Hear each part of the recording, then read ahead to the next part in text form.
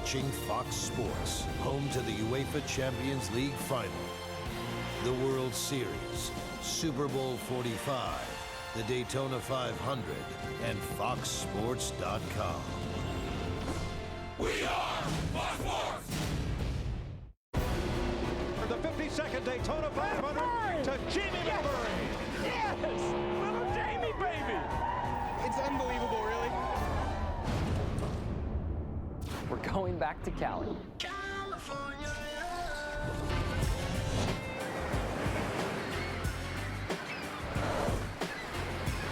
Sunny Southern California. Let's go racing, boys! California style.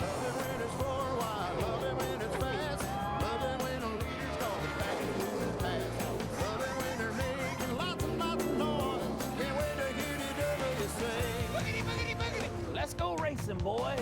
Let's go racing, boys. You never know what's going to come at you when you're watching NASCAR on Fox. 1 week after a dramatic finish at Daytona, what's up in California? Fox Sports welcomes you to the Auto Club 500, presented by Napa. And we're just east of Hollywood. This is a car chase that is completely unscripted. No stunt doubles for the leading men. Buckle up, things could get a little bumpy for NASCAR on Fox. Our Hollywood hotel with cloudy skies and a chance of rain later in the day. We're at the infield to bring you closer to where the action is. And we're glad to see you. Week 2, race 2 of 36 points races. We have the driver, Darrell Waltrip, the crew chief, Jeff Hammond, Chris Myers, whatever I do. Exactly, I do for you. Whatever you do. So Jamie McMurray, the winner of the Daytona 500, is on the pole for this race today. The early team to beat. Are you sold yet? No, I'm really impressed with the Ganassi Earnhardt engine package. It really has worked good. They had 5 of the top 11 cars at Daytona. They're on the front row here today. That team is on a roll, and momentum is important when it comes to the running here.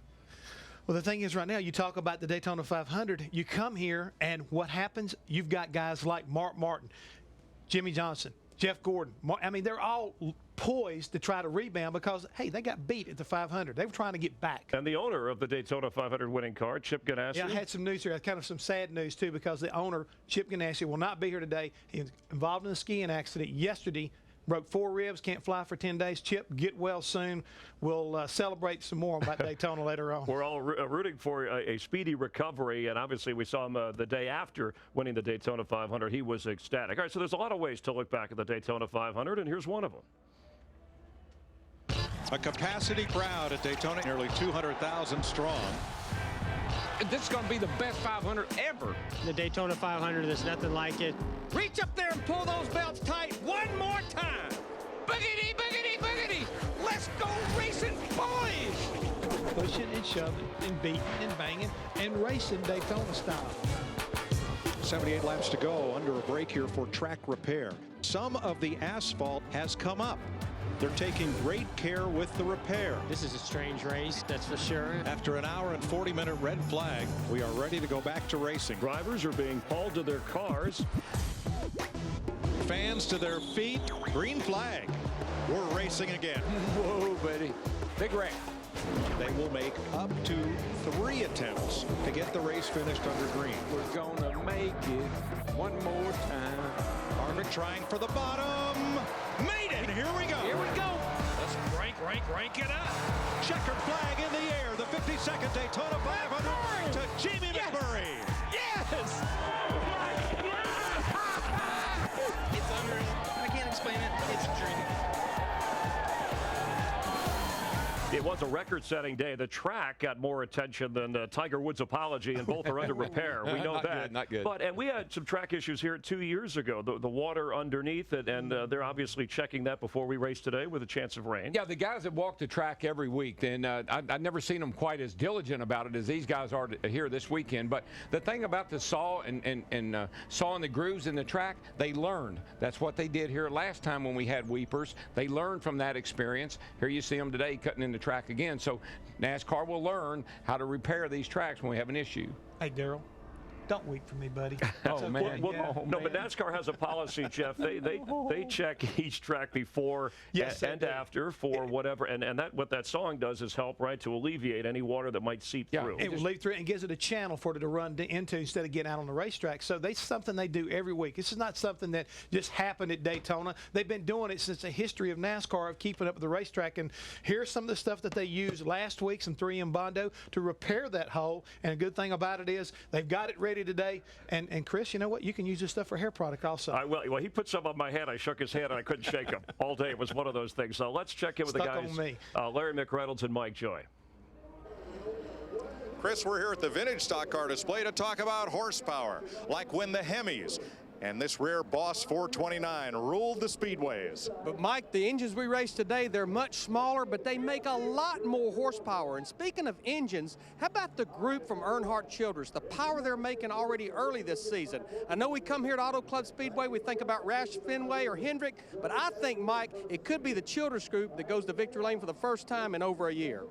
Well, Fords have won the last 5 spring races here. Maybe they'll need a little of the magic from David Pearson's Torino Talladega or Ned Jarrett's 66 Fairlane to rub off to get to victory lane today. The driver I'm going to watch closely with that Earnhardt Ganassi momentum from Daytona is one Paulo Montoya. He was quick in all the practice sessions, and he may well get his first super speedway victory here today. Chris? All right, thanks, Mike. They look like used car salesmen. Let's get a check from our team of pit reporters. And we begin down on the track with Krista Vona. Krista, what do you have? Beaten and battered last year, NASCAR's most popular driver is back, or is he? I'll talk to Dale Earnhardt Jr. The crew chief deck has been reshuffled once again for a past championship-winning team. I'll talk to Matt Kenseth about his new crew chief here in Fontana. Carl Edwards loves this place, but with his first trial due any minute, he's got fuel in the jet, a relief driver on standby, and if the cell phone goes off, will he stay or will he go? We'll ask him. And I'll ask the Nationwide driver who scored a spectacular win yesterday what he can do in today's Sprint Cup race. Kyle Busch. All right, thanks, Dick. 250 laps, 500 miles straight ahead. Here's what's around the turn on our show. Daytona 500 winner Jamie McMurray talks about the big turnaround in his life and how good it feels to be NASCAR's Mac Daddy. Plus, Danica Patrick, her second nationwide race. How did she do? She'll talk about it. California's racing history. The state has many drivers who have called this place home, including Kevin Harvick, and we'll talk to him if he's still hot about what happened at Daytona. And the wait is over. A slice of peasy. What's it all about? The drivers help us discover. We're in California. We've got NASCAR on Fox, and it's worth hanging around for.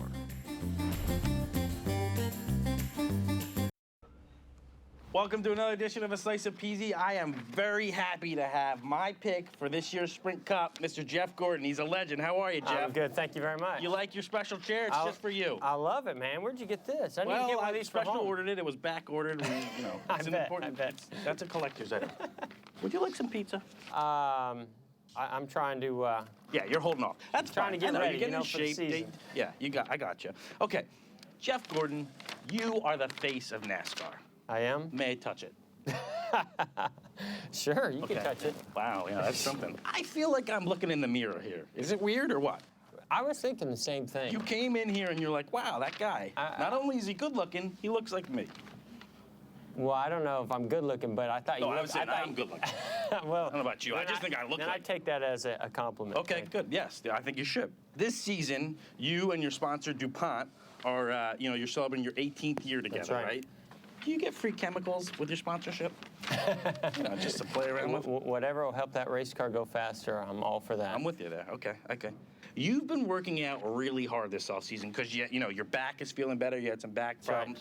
Right. Is it feeling good enough to give me a piggyback ride? Yeah. You think? Absolutely. Should we try it? What do you weigh? What do you weigh? I'm about 280. 280, something like that. You think you can? Oh, wow. I think this is going to hurt the back a little bit more.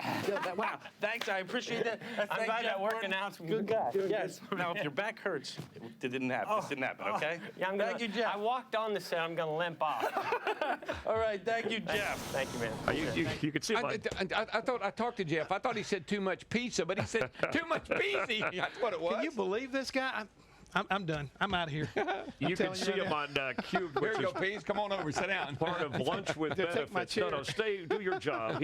He's the everyman. He's the no man. He's an annoying man. A slice of peasy. All right, we're counting it out of the start of the race, and also we're going to hear from Kevin Harvick coming up and check Junior's temperature. For exclusive information, a backstage pass to the Hollywood Hotel. You can follow us on Twitter and Facebook. Log on to twitter.com/NASCAR on Fox or Facebook.com/Fox Sports. I need a roll late after that. We will continue. The Auto Club 500 on Fox is presented by Napa. Napa know-how. Some of the drivers getting ready to roll, and there is Elliott Sadler, a father this week, and congratulations to Elliott.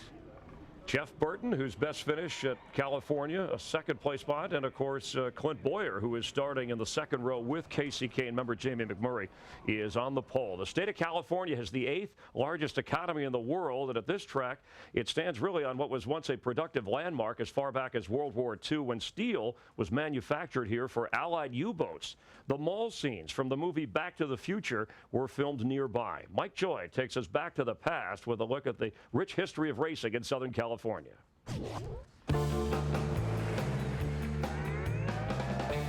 When you think of Southern California, you think of movies, beaches, Laker girls, but racing? Racing is really big in Southern California. The dirt scene is really big, and the off-road industry is very, very big in Southern California. Motocross is really big. And NASCAR has been here over 5 decades. Riverside's road course was a staple for over 30 years and helped a regional Southern sport gain national popularity. It was such a great racetrack. It had so much history that followed it. We're labeled a Southeast sport. You know, to go to Southern California and race for us was a big deal. California's own Dan Gurney dominated Riverside, winning 5 times in the 1960s. But being a road course, it could be more dangerous than the standard oval tracks of the time. There was a lot of times you'd go into a corner you couldn't even see it. Throw in the added element of not knowing where you're going for all the dust in the air. It made it a little crazy. You know, over the years, the cars got faster and faster. It put different challenges within the racetrack. In the 1970s, a second NASCAR track arrived. Ontario Motor Speedway attracted many Hollywood celebrities, making NASCAR an event in Southern California. But financial troubles loomed, and the track closed in 1980. Riverside remained open until 1988, and the memories remain fond ones. I'd love to go back and be able to run Riverside again. Oh, Riverside was awesome. Man, it was so much fun. It was incredible. It also made an impact on aspiring drivers throughout Southern California. I saw one of the last races at Riverside. It was really cool. I walked around the entire racetrack with my dad. The Sprint Cup Series returned in 1997, and celebrities returned to see Californian Jeff Gordon win Fontana's first Cup race. And California's Jimmy Johnson won his first Cup race here in 2002. Now, that's California style. That's what I like right there, pretty good. We have 8 drivers in the race today that are from the state of California. Boy, the history here. Darryl, you won, what, Riverside 5, 7, how many times? 5. 10? I'll give a good number. But you know what, Chris? A lot of people may not know this. Back in the day, we started our season here. Oh, before this was the opening event, and it took us 36 hours to get out here. Well, you drove. Now, wait a minute. We were always scared to fly. He was on the airplane. I was the one that was driving. I was a truck driver back then. I rode out here many a time. In a van with all you guys. But it was a fun year. Dreaded every minute of it. Yeah. All right, Kevin Harvick from Bakersfield, California. That's a couple of hours away from here. With all his success in racing, he's yet to win a Cup race on this track. A free agent at the end of this season. There's a lot riding on the tires of the 29 car. And here comes Harvick. That 29 car is stout. Kevin Harvick, where the heck did he come from? And he is coming, baby. 99, he just doesn't really know where he's going. Wish we knew we had somebody behind us that knew how to draft. Always good to talk with Kevin, joining us live. Get ready to roll. He led 41 laps, the most in the Daytona 500, finished 7th. Kevin, first of all, thanks for being with us. Do you take anything from a good speed weeks that you'll apply here to the race today? I hope so. You know, it was a good week for our Shell Pennzoil Chevy, and car's been really good here this weekend. So we're looking forward to getting going today and hopefully having another good day. Now, Harvey, DW, I'm not trying to start anything, buddy, but what was up with you and Carl? I mean, I'm just saying, what was up with you guys? I don't know. If he'd have stayed in line, he might have had a chance to win, but instead the whole bottom 2 lines went backwards. But hey, it is what it is, and we'll roll on with it. Do you feel kind of like a punching bag? This is Hammond. Every time everybody walks by you, they feel like they got a push on you. But how about you and your crew chief right now, Gil Martin? Last year, you went through a couple different changes there. Everything pretty solid for this year? To get our cars turned around, and they won't leave you alone. This is in the wrong spot. It just took us a while to get our cars turned around and get everybody kind of on the same page, and they've done a great job in building a bunch of new cars and getting everybody headed in the right direction. So it's been fun to drive them so far, and hopefully it continues going that way. All right, people know, I know he can dish it out and take it. No, so get that sign off your back. It's saying hit me here. Kevin, real quick, I know your focus is on today's race. You've had great success in ownership with Nationwide and Truck Series. Is there a chance, given the situation with your contract unsigned for next year, that you would be an owner driver? Is that something you're thinking about? We're really excited about the race today, and it should be a good day. All right, so that's sidestepping the question. That's okay. we'll ask you that next time. All right, thanks, Kevin, for your time. All right, guys, thank you. All right, appreciate it. Now, I was under the impression that he was out of Richard Childress Racing, but that's not so automatic. Will it depend on what kind of year he has? I think that's the deciding factor. If you get cars that drive good and you can win races, you're not going to leave. But they were so unhappy over there with the way things were going. That's why all that talk started. What about the rumor that maybe he wanted to join Tony Stewart Haas Racing? Tony had great success with Ryan Newman and that team. Well, there's been a lot of talk about that team still wanting to have a third team, and I think a lot of people were saying, well, Kevin Harvick will be the obvious choice for Tony because they're such good friends. But DW, I remember a time when you were driving for a company you weren't happy with, and you re-signed with them. So you never know. Well, sometimes you get that incentive, exactly. But the other thing is it's a lot these days about what the sponsor wants to do. Yeah. So if Pennzoil would say, we'll go with you wherever you want to go, that would make a big difference, and too. Richard Childress Racing, I know they were disappointed last year. What the start they're off to this year with Kevin is a plus. I'd like to be driving a Childress car right now. I agree with you. And Kevin Harvick might be one of those guys, depending upon where he fits in something that's new. Go to DirecTV NASCAR head-to-head knockout. If you want more information, directtv.com/NASCAR. Think of brackets with 32 drivers. We start at the race in Texas, and it's a seeding process where guys go head-to-head, and you pick a driver. You can win money. Drivers can win money. So it's real competition, and it's real drivers. No, I think that's the thing that's going to make this different and really fun is there is a lot of money at stake here. And so I know it gets my attention. Yeah, I don't even know how to fill out a bracket, but I'm going to find out right away.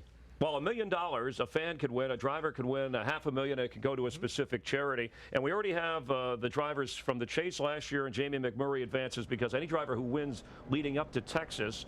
So we have the top seeds are already, obviously, with Mark Martin, the 2 seed, Jimmy Johnson will be the 1 seed, et cetera. Yeah, the 24 of Jeff Gordon as well as Kurt Busch. But the key thing is you can go to DirecTV to find out about it. It's going to be something that's fun for not only the drivers, but also for the fans. Like we're saying, an opportunity to win $1 million.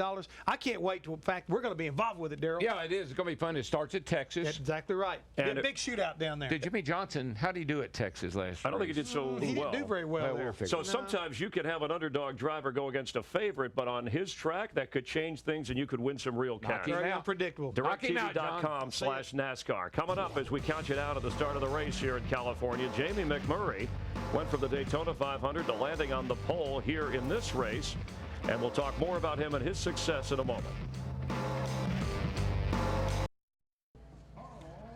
NASCAR on Fox, and glad you're with us on this Sunday afternoon. Get ready for the Auto Club 500 presented by Napa. That's the car that'll be on the pole, and that one car, not the same one, but the driver, the Daytona 500, could be going up to 210 miles an hour here in 2010 around this track. 43 drivers, 43 crew chiefs of the race today. Now, crew chiefs often have colorful nicknames. Suitcase Jake Elder, Richard Slugger Labby, Edwin Banjo Matthews, Henry Smokey Eunuch, Michael Fatback McSwain, and Jeff Hammond. You could fill in your own Hollywood big name. Okay. Kevin Bono Mannion is coming off a career high point. Hi, I'm Kevin Bono Mannion. We just won the Daytona 500 with Jamie McMurray. That's it, crew chief. I knew I was missing. I guess you're wondering why they call me Bono. Bono knows NASCAR. Young kid, I was always this tall, really skinny and bony, and from bony I went to Bono. Used to call me Smiley sometimes. We just won the Daytona 500 last week, and it was an amazing last lap. I had my eyes closed the whole time. Victory lane was awesome. Champagne flying, everything. I was able to hang around the scoreboard, see the #1 on top, and that was just amazing. What's Bono like to do? Bono likes to hunt and fish. NASCAR and hunting is about the same. It's the thrill of the chase. At the end, we all look for victory. I'll show you what kind of hunter I am. the checkered flag, or the big buck laying on the ground. Thanks for hanging out with us today on Fox. You got to know a little bit more about me, Bono. Now let's go out and try to win this race today. Cut. Bono. And the thing is right now, guys, when you think about Bono, he came all the way down from New Jersey, chasing his dream, made it as a crew chief, won a few races, but turns around and works with a driver for the very first time to win the biggest race of his career, as well as Jamie McMurray. I think it just shows great chemistry and great desire by these two guys. Yeah, it's McMurray's second first-time win with that team. All right, and speaking of his driver, for Jamie McMurray, it's a race of redemption. There's of course, Jimmy Johnson, the four-time champ, looking on. But let's talk about Jamie. And there's Jamie getting ready for the start of the race. He went back to Chip Ganassi after having been with him earlier to pursue his dream.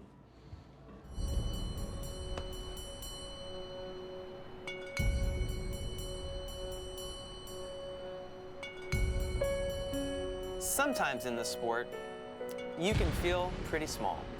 When Roush Fenway Racing had to downsize, it was McMurray left on the outside looking in.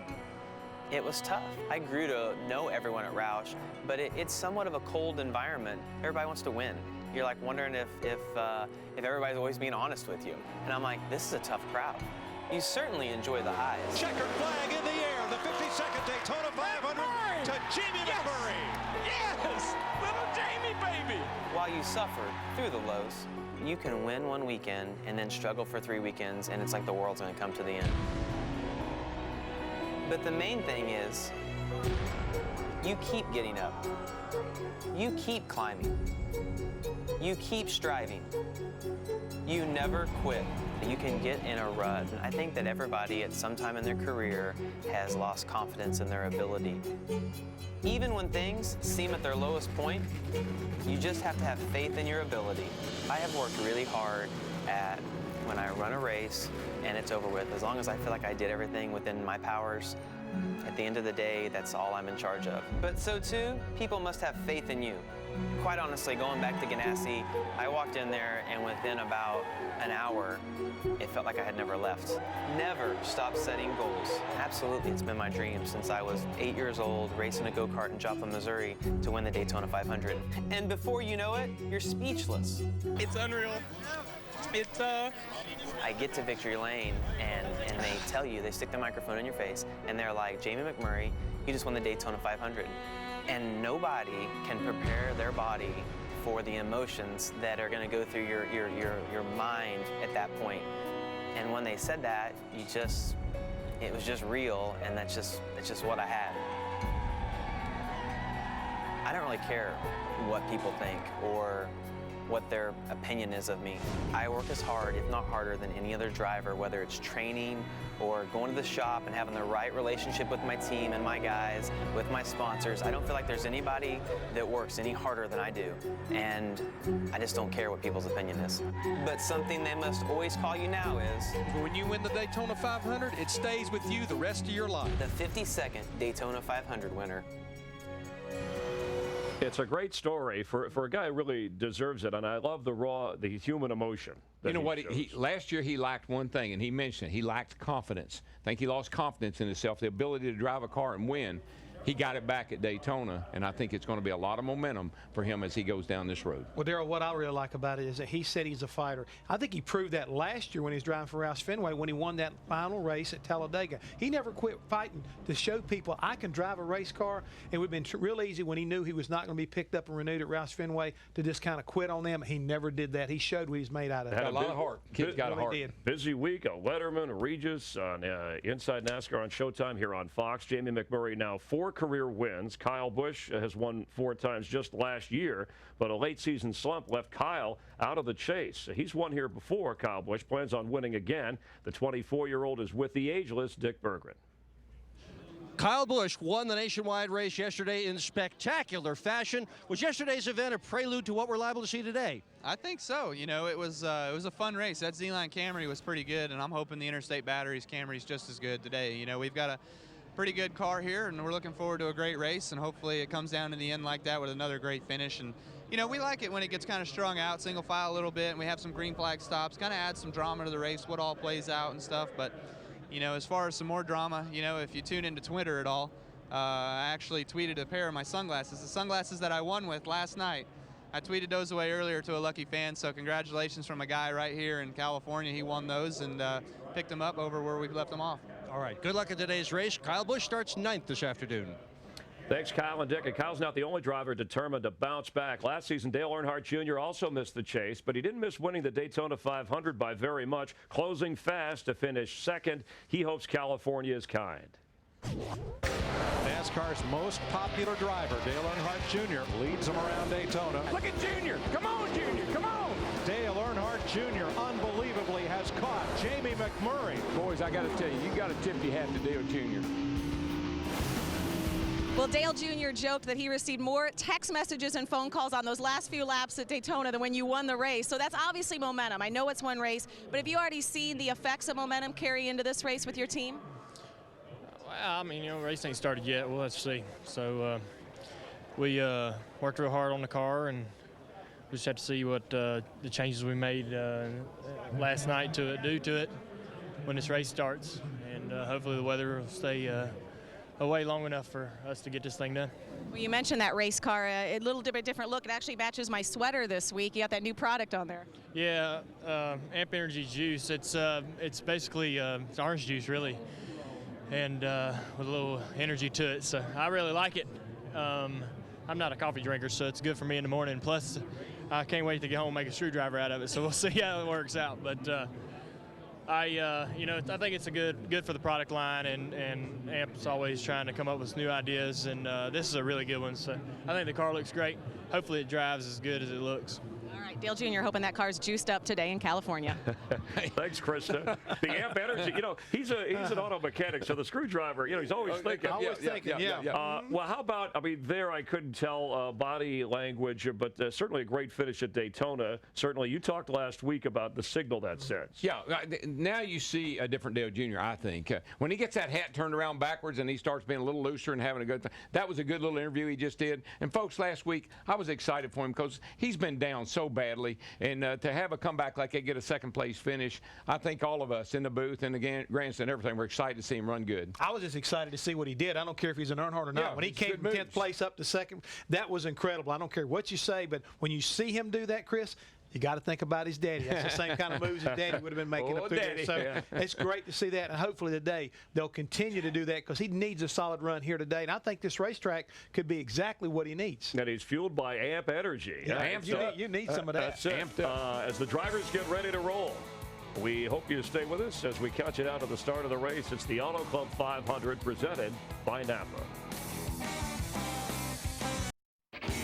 The Auto Club 500 on Fox, presented by Napa, is sponsored by FedEx. We understand you need reliable shipping options. FedEx. By new Amp Energy Juice, made with 100% juice. Consider this your wake-up call. Amp up. By DirecTV, it'll change your life. And by the Auto Club, we're always with you. Matt Kenseth. How about that 17 car? Checkered flag, third California win for Kenseth. Kenseth 8 in points at the moment, starting from as far back as 31st. He's won today. He'll start 20th. They replace his crew chief, Drew Blankenster, this week. Todd Parrott takes over interim crew chief. Parrott, third active, winning as crew chief behind Chad Knaus and Greg Zipadelli. The Jack Roush Fenway Racing team is based in Concord, North Carolina. Of course, Matt Kenseth part of that. But if you want to find that race team, you might have to check out Victory Lane today because they have a pretty good combination working. Jack's partner, John Henry, owns the Boston Red Sox, and Jack Roush, among all other things, has a degree in mathematics, so the numbers don't lie. This team has won this race the last 5 years. Greg Biffle is coming around to win in Fontana, California. Here's Roush Fenway Racing dominating here once again. Obviously got this going figured out. Kenseth wins the Auto Club 500. Another of the Roush Fenway Fords.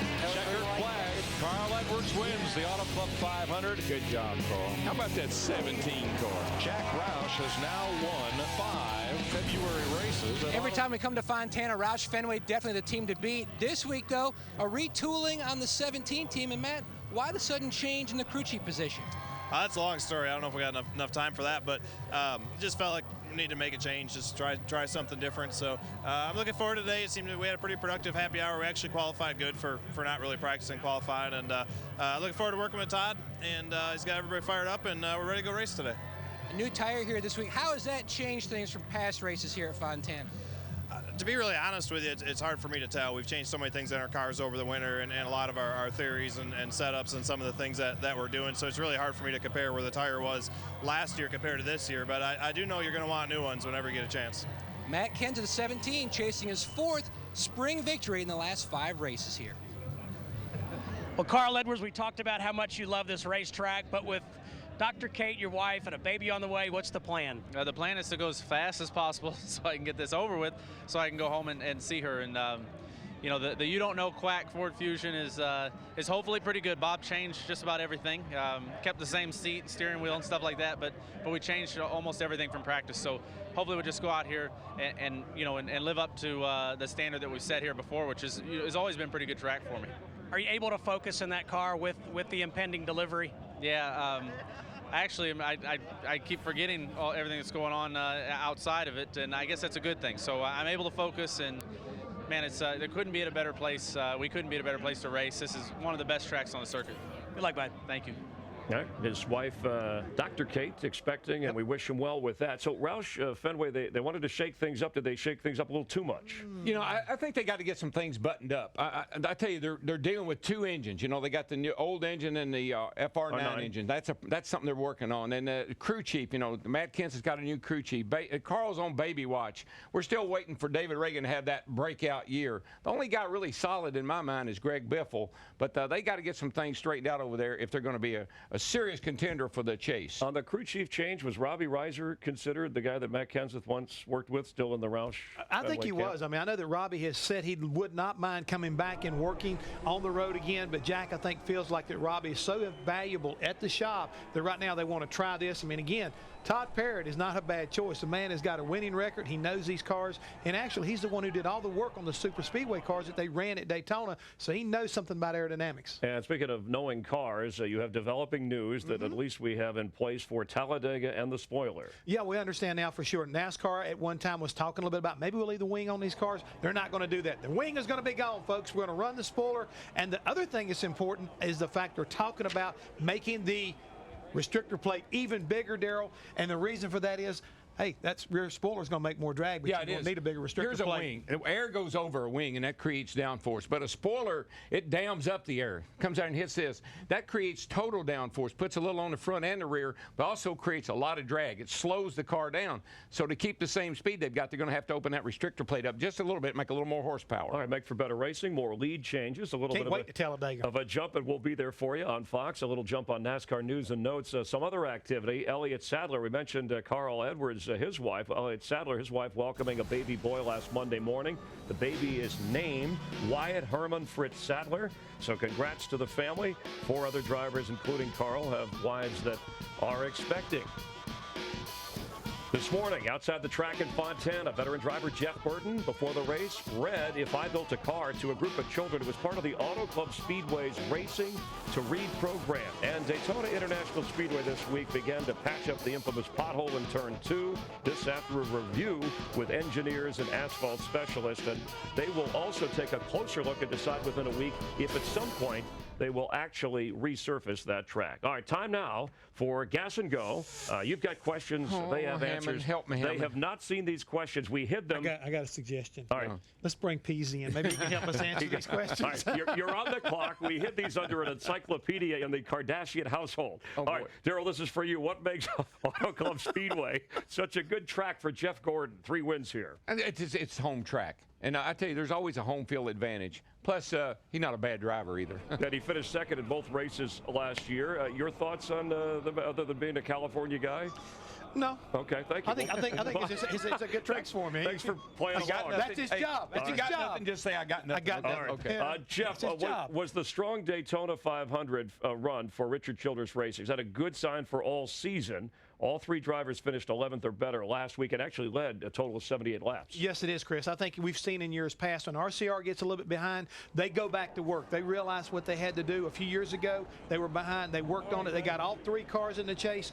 Do not be surprised if these cars do not wind up all 3 in the chase at the end of the season. Yeah.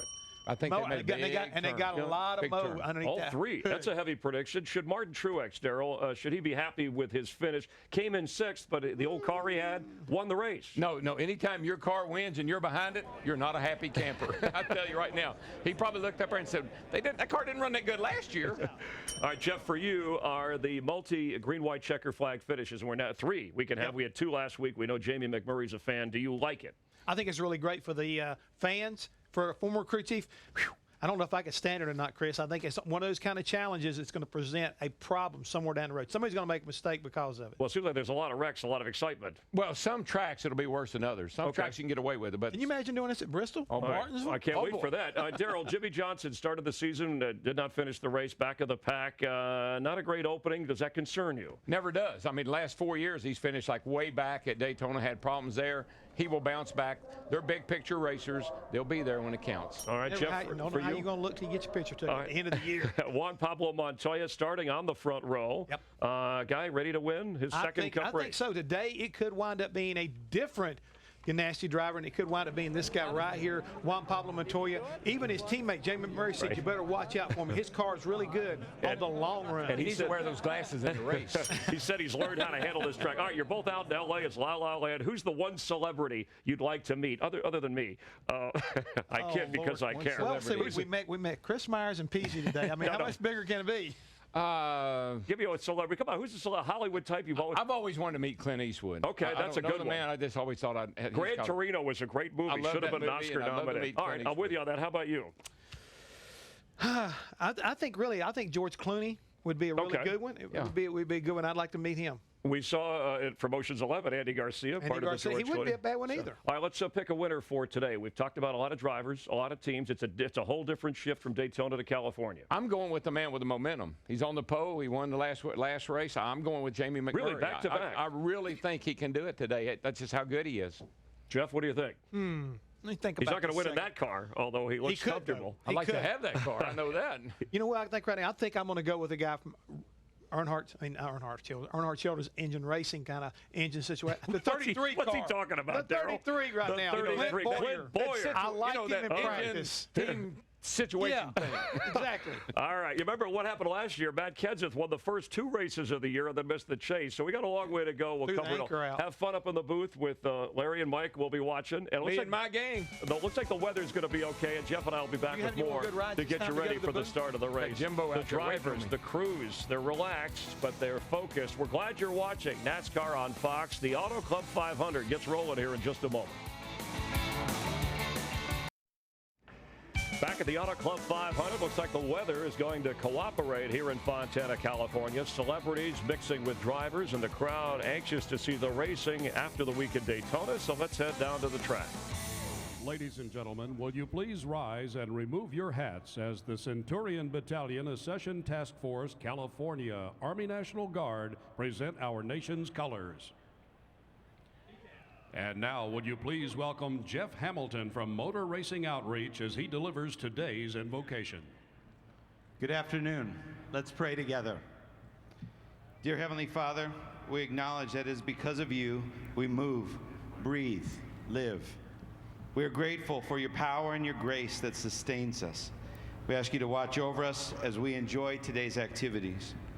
Bless the sponsors and the staff who've made today's events possible. Protect the drivers and teams racing today, as well as the men and women defending freedom around the world. And may your love draw our attention to you. Amen. Ladies and gentlemen, will you please remain standing and welcome Verve Records recording artist Catherine McPhee for the singing of our national anthem. Oh, say, can you see by the dawn's early light what so proudly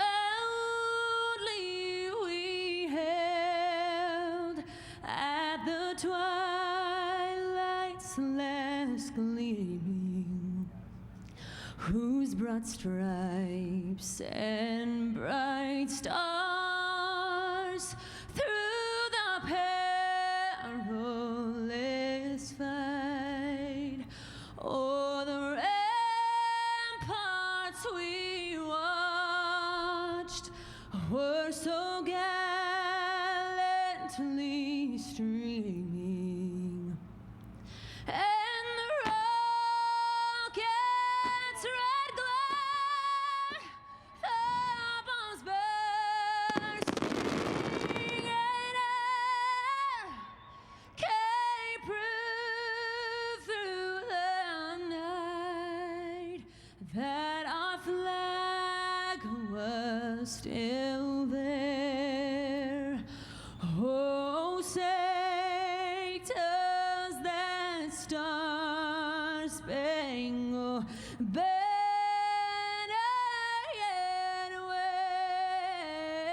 wave o'er the land of the free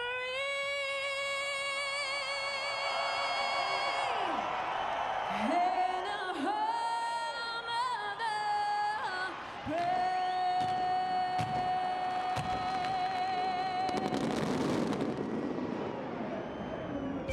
Well, last week we had a Daytona 500 record, 21 leaders. Jamie McMurray, can he follow it up from the pole? We'll find out in a moment.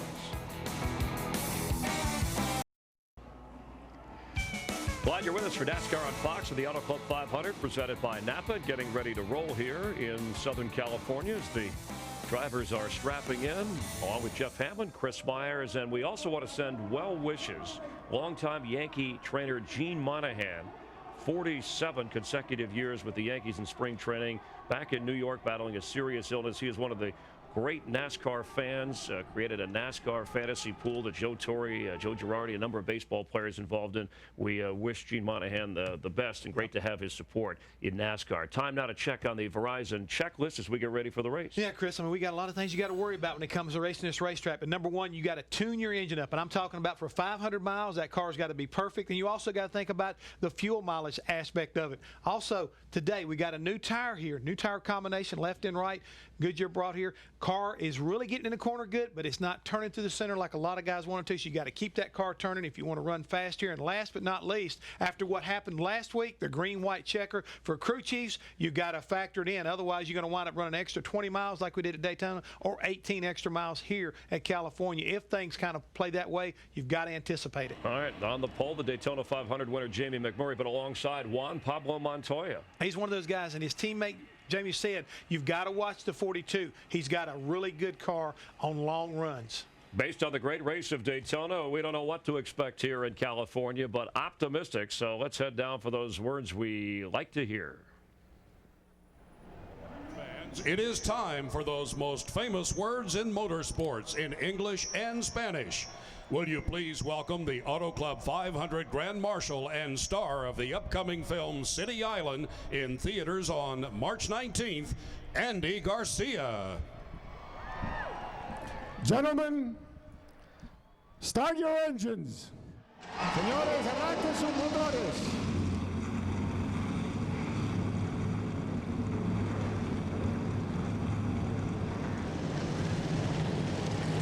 The dramatic pause from the talented actor. All right, look for Jimmy Johnson, who's won here 4 times. Tony Stewart has never won this race. 0 for 17. We'll start it up in just a moment.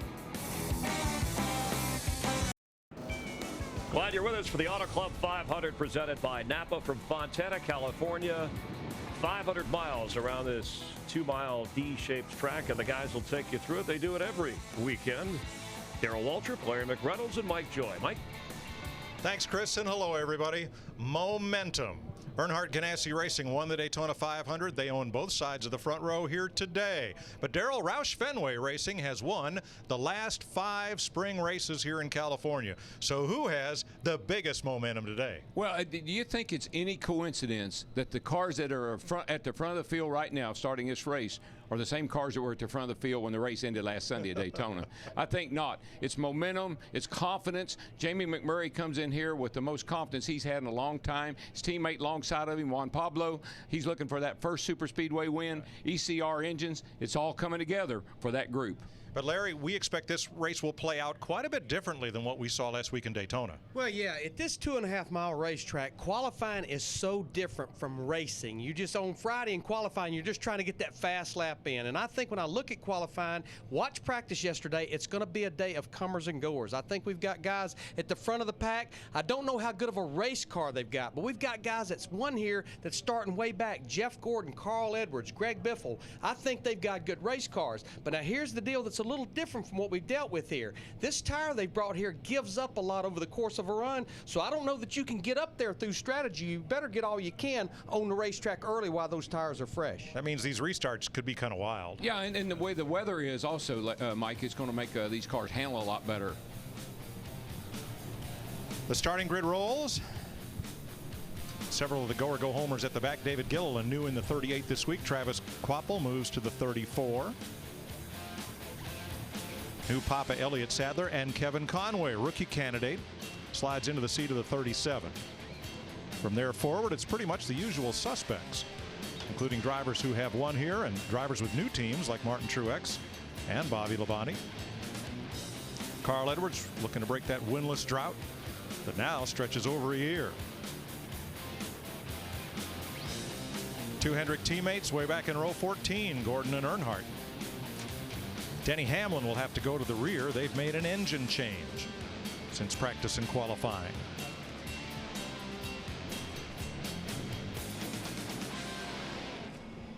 Matt Kenseth, defending champion of this race. This is farther to the front than he started in either of his 3 wins here.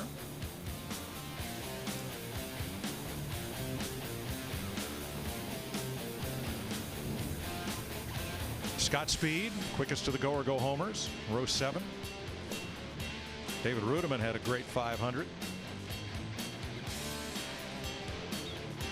And there's your top 10. Sam Hornish, great qualifying run for the 2-time IndyCar winner here. Dave Blaney, Blaney was the fastest of the go-or-go-homers. Speed was the fastest of that group in practice. And on the front row, Earnhardt Ganassi Racing. Juan Pablo Montoya looking for his first NASCAR Super Speedway win. And the winner of the 52nd Daytona 500, Jamie Mack. Let's see if we can get old Jamie Mack. Jamie Mack, it's DW here. You got a copy? Yeah, I got you. All right, bud, the PR tour is over with. You got your work clothes on today? Well, we got a pretty good car here and obviously a good starting position. The track's probably going to be a little different than what we had in happy hour, but I think we're going to have a solid day again. What did that do for you, Jamie, winning that 500 down there? Well, I mean, man, that's a life-changing experience. It's hard to explain to people what that meant to me, but this is a different weekend, and we started it off right, so I hope we can just continue the success that we've had and keep it going. I got a really good group of guys here. All right, 10-4, buddy. Yeah, it sounds like your car owner should have taken that advice he gave you about maybe taking a little bit easy. But anyway, shout out to Chip and good luck to all you guys. Well, thank you, DW. Today's race is brought to you by Budweiser, the beer that starts with full flavor and ends with a crisp, clean finish. Budweiser, it's what we do. Let's take a look at our FedEx Understanding the Race. This is the trends or the patterns of this race that crew chiefs will actually form their strategy around. The number of cautions, average 7. The most was 12 in 2008, and that was to do a lot with a wet racetrack. The longest green flag run, average 83 laps. That's close to 2 full fuel runs that you may be out there under green flag. Cars finishing on the lead lap, average 18, and that's even with the free pass, and a lot to do with those long green runs that puts cars down a lap. In the last caution period, roughly a lap 222. That means roughly around 25 to 30 laps to go, we'll get that last caution.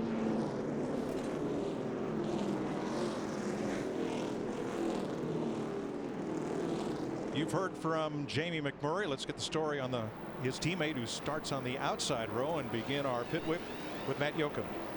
Mike, for Juan Pablo Montoya, the goal was to pick up right where he left off last year, and that's exactly what he's done. 10th last week at Daytona on the outside of the front row.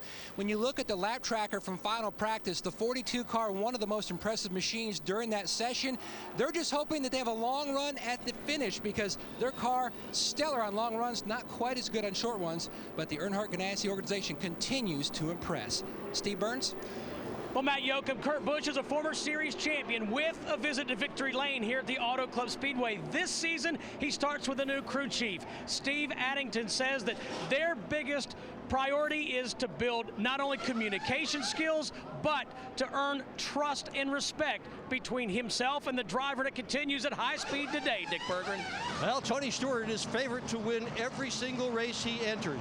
But the car he's got here at California has fought Tony and his crew since they unloaded it. They've made a lot of changes to that car through practice, even some changes this morning. So Tony doesn't know exactly what he's going to have when the green flag drops and he drives it into the first turn. But he hopes it's going to be good enough so that finally, in his 18th start in the Sprint Cup Series here, he will come home with a checkered flag. Chris Devoda. What could possibly be good about finishing 35th at Daytona? Well, when Jimmy Johnson delivers a dud in Daytona, he usually cruises in Cali. Top 10 in the last 3 races here. He's won 4, but 3 of those have been in the fall. This may be Hollywood, but he's tired of being the fall guy. He wants some spring in his step. You know, quick point about Jamie McMurray. Talked to him this morning, and he was torn between whether to start this race down on the pole where he is or take the outside. The outside might be the way to go. A lot of momentum out there on the start of this race. You can keep that thing wound up, getting up to speed. Eric Almirola made a visit to pit road. They lifted the hood, put it back down, and sent him back out. There's a mountain off there in the distance, but it's kind of hard to see with all of these low-hanging clouds. The temperature, Rick Dicker told us earlier, should hit 60 today. And a light breeze, partly cloudy, chance of showers. Let's take a look at our race analysis for this 500-mile race here. 250 laps, pit road speed 55 miles per hour. A lot of cars in the Nationwide Series race got busted for speeding on pit road. Pit window for Sunoco race fuel around 38 to 42 laps. And I promise you that will come into play several times during the course of the day. Ready to race in Southern California. A few weepers in the pavement of turn 3. Series director John Darby told me they put about 5 saw cuts out there. Everything is drained off. They are, and we are, ready to race. DW, I see some blue sky. Next time around into turn 1, over 200 miles an hour. Reach up there and pull those belts tight one more time. Oh, it's good to be out here in California for a little racing. Boogity, boogity, boogity. Let's go racing, boys.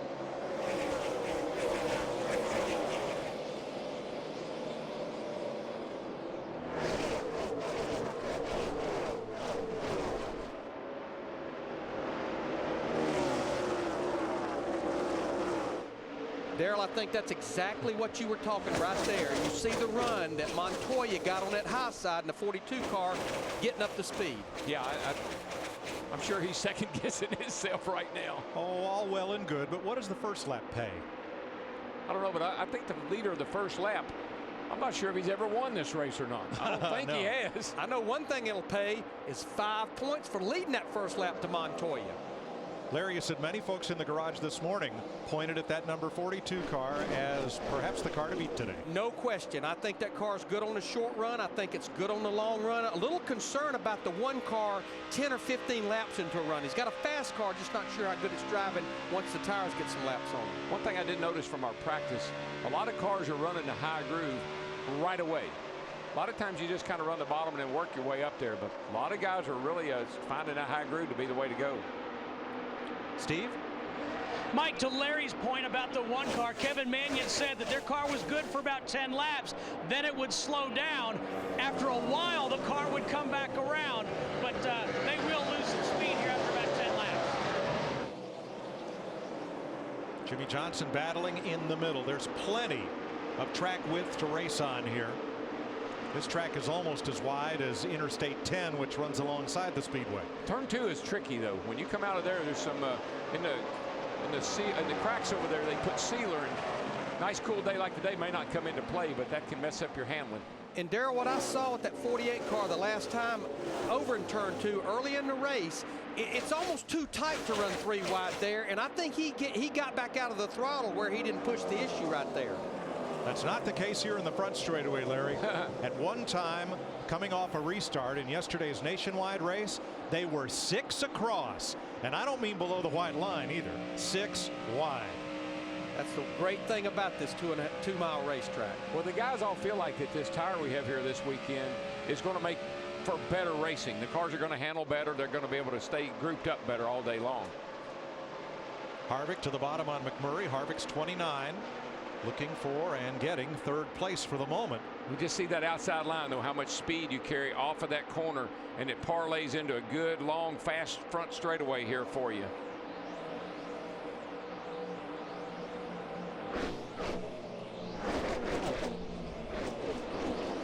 Kyle Busch and Mark Martin, the 2 green cars, have worked their way up close to the top 5, along with Boyer, Burton, and Rudeman, your top 10. A little bump draft going down the back there. The 1 car ran up behind Kevin Harvick, gave him a little shot, sent him into the corner. No harm, no foul. I think this will be a car that'll make its way to the front. We'll look at him right there, Mark Martin in the 5 car, fast in practice. All of the practice sessions, his car was just a little too loose, like right there when he went to qualify on Friday. Johnson and McMurray now for 4th place, and Mark Martin joins that battle in the 5. Yeah, that 1 car is it's not right where it needs to be just yet. Looks like he's a little too free, having to run real high. Going to try it on the bottom going down the back. Looks like that's him up there on the left of your screen. You know, these guys, they've got a little different racetrack they're dealing with, I think, to start this race from what we practiced yesterday. We had the Nationwide Series race. It rained hard last night, washed the rubber off. So they probably are getting a little different feel from what they had in those practices yesterday. Yeah, it really it poured down out here last night and really washed the track down. That's where some of the water was coming from earlier, but done a great job of fixing it. They learned from the race here a year or so ago when we had those weepers. They learned cutting those slots in the racetrack, let the water run down the track and not on top of it.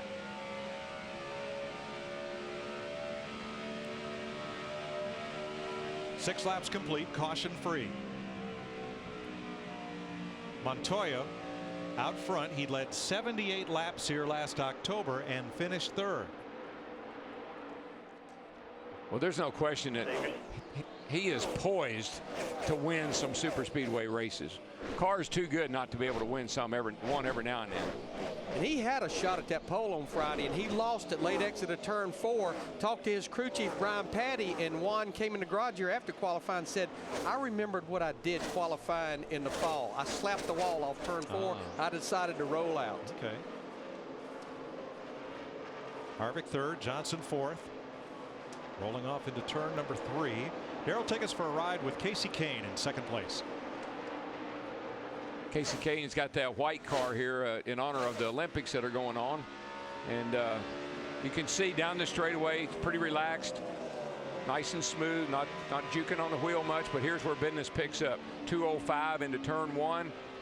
Car looks like it's got a nice tug. He's got a nice tug on the wheel. Car's not moving around, jumping around. That's what you want. This is a good way to start the day off right here. This car's handling good. You can see he's looking back to see where who's behind him. Good forward drive off. Good forward drive. I agree. Running the bottom nice and smooth, not having to fight the car. When you see a driver hold a steady wheel like that, got a little juke off of 4. That's not unusual, but the car handling good. Looks good.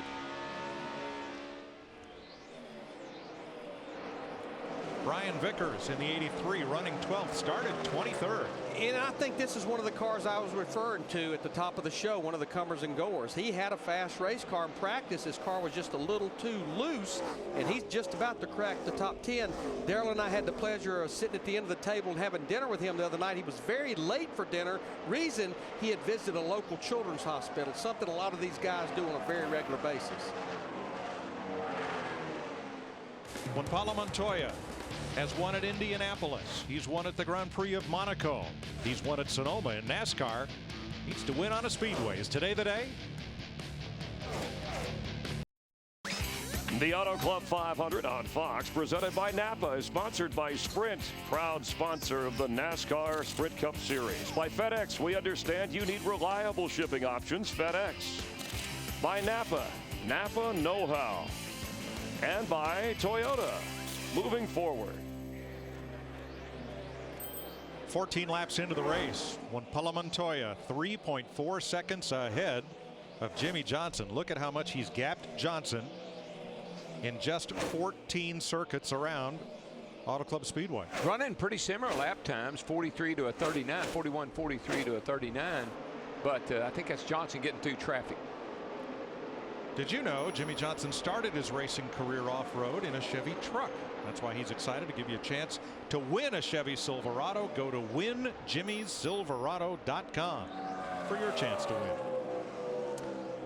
You know what I like, what I'm seeing though, we talked about this at the top of the show. We've run 15 laps, and the give up in this run without a caution is about a second and a half to second and 3/4, and that's a good thing. That makes good racing right there, but the car's slowing down a little bit. Jeff Gordon's had to do it the hard way and climb through the field from 28th. He's halfway to the front, running in 14th. You just know that when you get to this racetrack, this is like Jeff's home track. He's not going to stay at the back very long if they got that car anywhere near right. Darryl, look at him though. He's down there on that apron, a little more grip down there below that white line. A lot of guys like to run down there, Matt. DW, exactly right. During final practice, Steve Letart's goal was to try to make their car a little bit better using the 48 of Johnson as their gauge, because Johnson was so quick over the first 6 laps. That's where the 24 was losing so much time. But when they made some adjustments, the car got tight. Right now, though, he is moving to the front. The car a little tight in the center. That's why you saw him trying to hook the bottom to get the car to rotate. He's pretty well caught Sam Hornish, and they will battle for the 13th position here. Tony Stewart. Looks like he's slowing down. He may have scraped the wall in turn 4, Darryl. Let's have a look at it. Watch for the 14. There he is right there. No maybe about it. That's a scrape. These cars are pretty tough on that right side, but pretty resilient. They have struggled with that car all weekend long, a lot like they did in the Daytona 500. 4th place race. Yesterday's winner, Kyle Busch, against Kevin Harvick. Steve? Like they're running side by side, but very different issues. Kevin Harvick said his car has gone from a little loose to a lot loose. I need help getting off the corner. Kyle Busch saying his car is tight in the center and tight off the corner. Now what'll be interesting is if we stay green and we get well into this run where it burns the fuel load off and you gain a lot of nose weight, that normally tightens a car up. So if you're tight now, it's probably only going to get tighter. Yeah, just adds more front weight to the front tires, which will make them slide more. So it's what we call tighten the car up. Now Jamie Mack started on pole. He's now dropped back to 11th. Kurt Busch right behind him in 12th.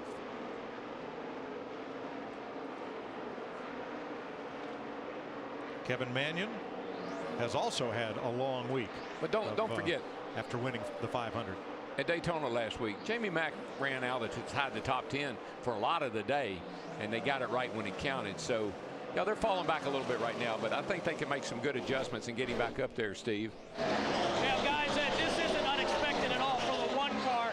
Kevin Mannion said that the car was balanced. It's very comfortable for Jamie, but it doesn't have the overall speed that they like. By the way, Kevin said he had over 200 phone calls and text messages after winning the 500.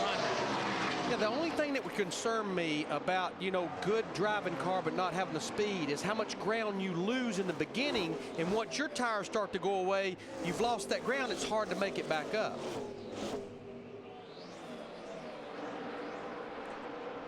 At the front of the field, Jimmy Johnson scrambling to catch Juan Montoya. He remains 3 seconds behind the Colombian.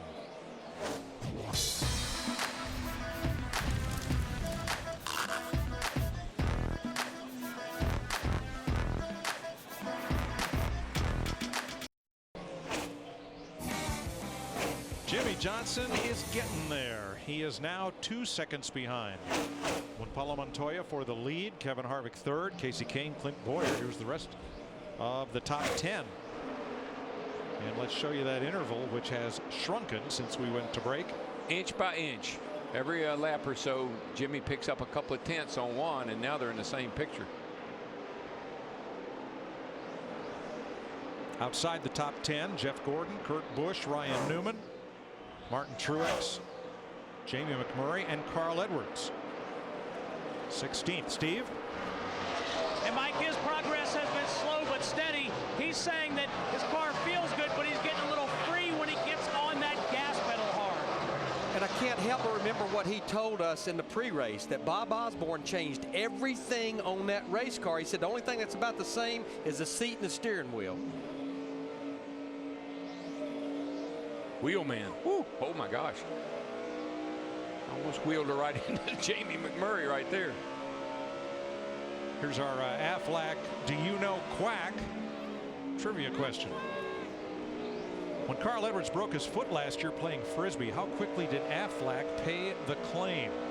Text your answer, A, B, C, or D, to 36888 and enter to win a replica helmet autographed by Carl. FoxSports.com/Aflac Racing has the rules and details. You know, Larry, Mike, Goodyear came here and did a tire test back in November. And one of the things that they were testing or trying to fix was that everybody was complaining about their cars in the race, they would get loose. Well, already, and they've made adjustments to the tires to compensate for that, but already hearing a lot of guys complain about loose. And I'm surprised because the tires have been adjusted to supposedly help that situation. But you know, we have sun on the racetrack maybe for the first time this weekend. It was very cloudy and overcast Friday and actually yesterday. I think the vortex theory is absolutely, unequivocally, undoubtedly working. Have you explained the vortex theory to our storm scout, Rick Dickert? No, I'm afraid to. Oh, yeah. I don't know him well enough just yet. That's secret information. That's true. Martin Truex up to 14th. He started 20 positions further back than that, Krista. That's right, Mike, and I talked to him right before he got into his race car, and he gave me one statement. He said, "You will be talking about us a lot today. We are moving to the front." Well, and what we've been watching ever since they put this car in race trim yesterday, he's been running right there against the wall. He was one of the first cars in practice yesterday to go up there. Yeah, he actually was kicking up a lot of dust when he was out there because he was the only guy that high on the racetrack. He might be trying to dust him off today. Joe Nemechek has taken his car to the garage.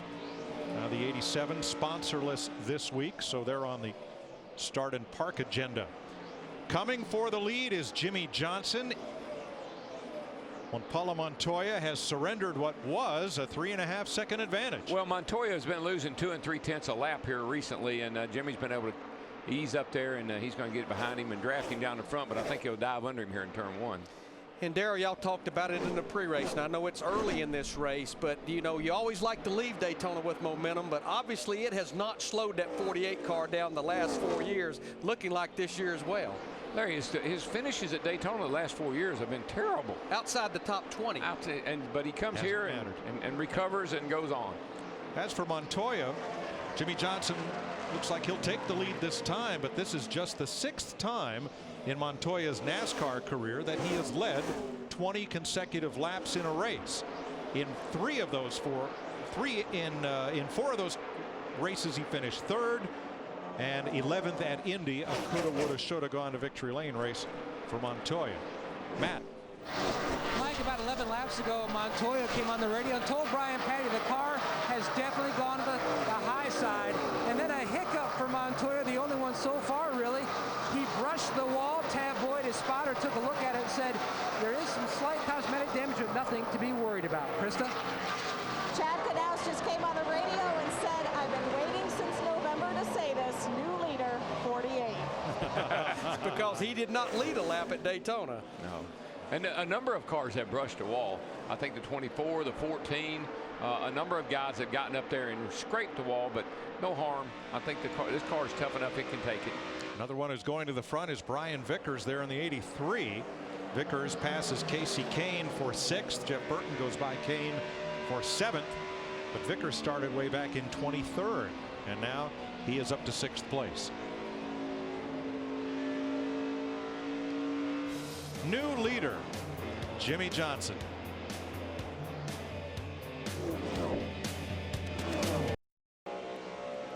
.35 green flag laps complete. We're still far from the checker, but let's put a checker on our Do You Know Quack trivia question. Carl Edwards' Aflac claim was paid in just 4 days. The correct answer was B. All the rules on how you can win at foxsports.com/Aflac Racing. Jimmie Johnson, your leader. Kevin Harvick is second, less than a second behind. Clint Boyer got some cars coming on pit road here for our first round of pit stops. David Reagan, Greg Biffle on pit road. That's a photo op right there. Meanwhile, Boris Said has taken his car to the garage, as has Eric Almirola in the 09. And this is a few laps early for these pit stops, but the give up is so much, as we say, A.J. Allmendinger and Elliott Sadler as well. The give up is so much. You want to hit pit road. Once cars start hitting pit road, you better be on there. And now we're seeing Montoya and that 42 car on pit road. Yeah, Larry, we've had about 2.5 seconds of drop off on this run, so that will improve. 42 coming to you, Matty. DW, the guys are up on the wall.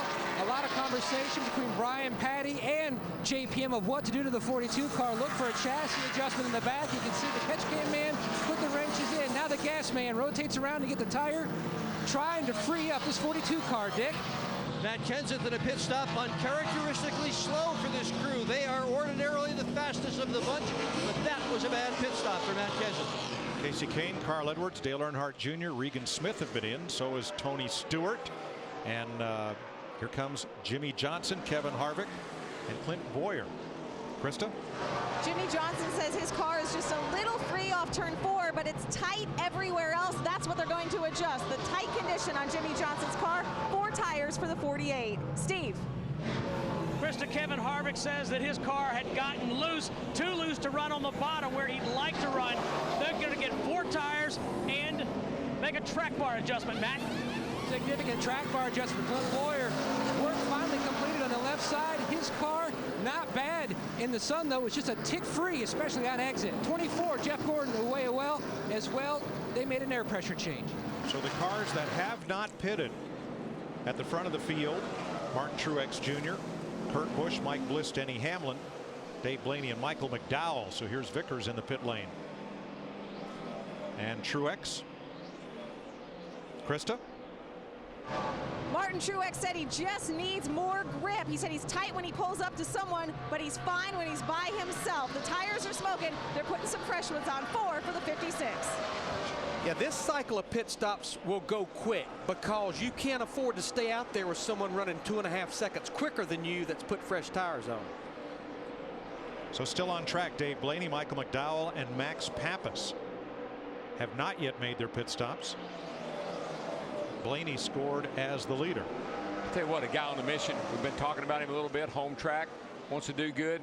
The cat in that 24 car, he's not wasting any time. Yeah, he's going to crack the top 10 once we cycle through. In fact, he's already cracked the top 10. But look at this, Larry. This was the last time out of turn 4. Robbie Gordon there and his teammate, Jeff Burton up on the outside. And Gordon said, I'm going to the front, boys. Y'all holding me up. Let's remind you that white line at the bottom of the track is not the same as the double yellow line at Daytona and Talladega. There is no out of bounds at California Speedway. Yeah, when this all shakes out, he's going to be up there about in the top 6. Here's your leader, Dave Blaney. Had a great qualifying run. Michael McDowell comes to the pit road and going to the garage. Yes, he is. Another unsponsored car parked at 40 laps into the event, and both these cars come out of the same shop, McDowell's and Blaney's. You know what's sad, Mike, is obviously this is a great car and a great driver and a good team. They had some sponsorship on that car. He'd probably get to lead a lot more races because Blaney can get it done. Came in here and qualified 5th and beat a lot of great race teams. He is about 2 seconds ahead of Jimmie Johnson.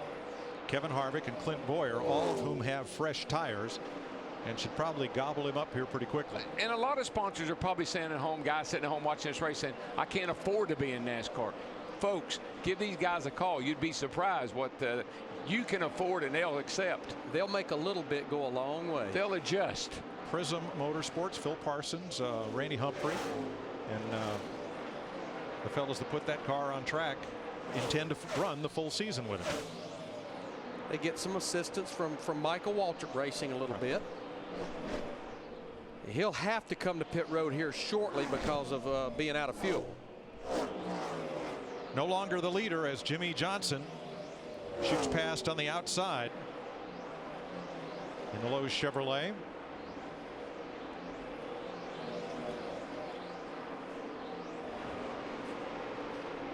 But I tell you, we talked about him in the pre-race. Kevin Harvick in that 29 car is looking awfully good today. And here comes Burton against Jeff Gordon for 8th place. Now, Jeff had just passed Jeff a few laps ago, Jeff Gordon and Jeff Burton. And apparently Jeff got loose off of 2 that time, and Jeff Burton was able to get back around him. What are they saying, Matt? DW 2 laps ago, he keyed the mic and said simply, I am really, really, really free. Remember, before that stop, he was really on the tight side, so the balance is definitely shifted. He's going to have to wait for some of that fuel to burn off and try to move some of that nose weight to make the car tighten up. Thanks, Matt. Dave Blaney came to pit road in need of fuel and tires and heads for the garage. But he got those 5 points for leading. So first round of pit stops complete. We've been caution free for 43 laps in Southern California. The Auto Club 500 on Fox, presented by Napa, is sponsored by Budweiser, the beer that starts with full flavor and ends with a crisp, clean finish. Budweiser, it's what we do. Ontario Motor Speedway sat about 5 miles west of here alongside the I-10 in the town of Ontario. Opened in 1970, played host to Indy cars and to stock cars, and their largest crowd ever was for a Rolling Stones concert. They had a great 11 years and they were gone. The property became too valuable. The Speedway closed. $25 million they spent building that place back then, and it was the Taj Mahal of racetracks. You know, we were talking about Martin Truex and how running that high line. And I know folks at home probably say, if that's so great, why doesn't everybody do it? Let me show you why. The wrist, there's a risk and there's a reward. He actually slapped it pretty hard. He slowed way, way down. He's going to probably have to stop. Sit right there. You can see the dust flying, and you know, you carry so much speed there, and you're so close to that wall. We're in pretty good shape here.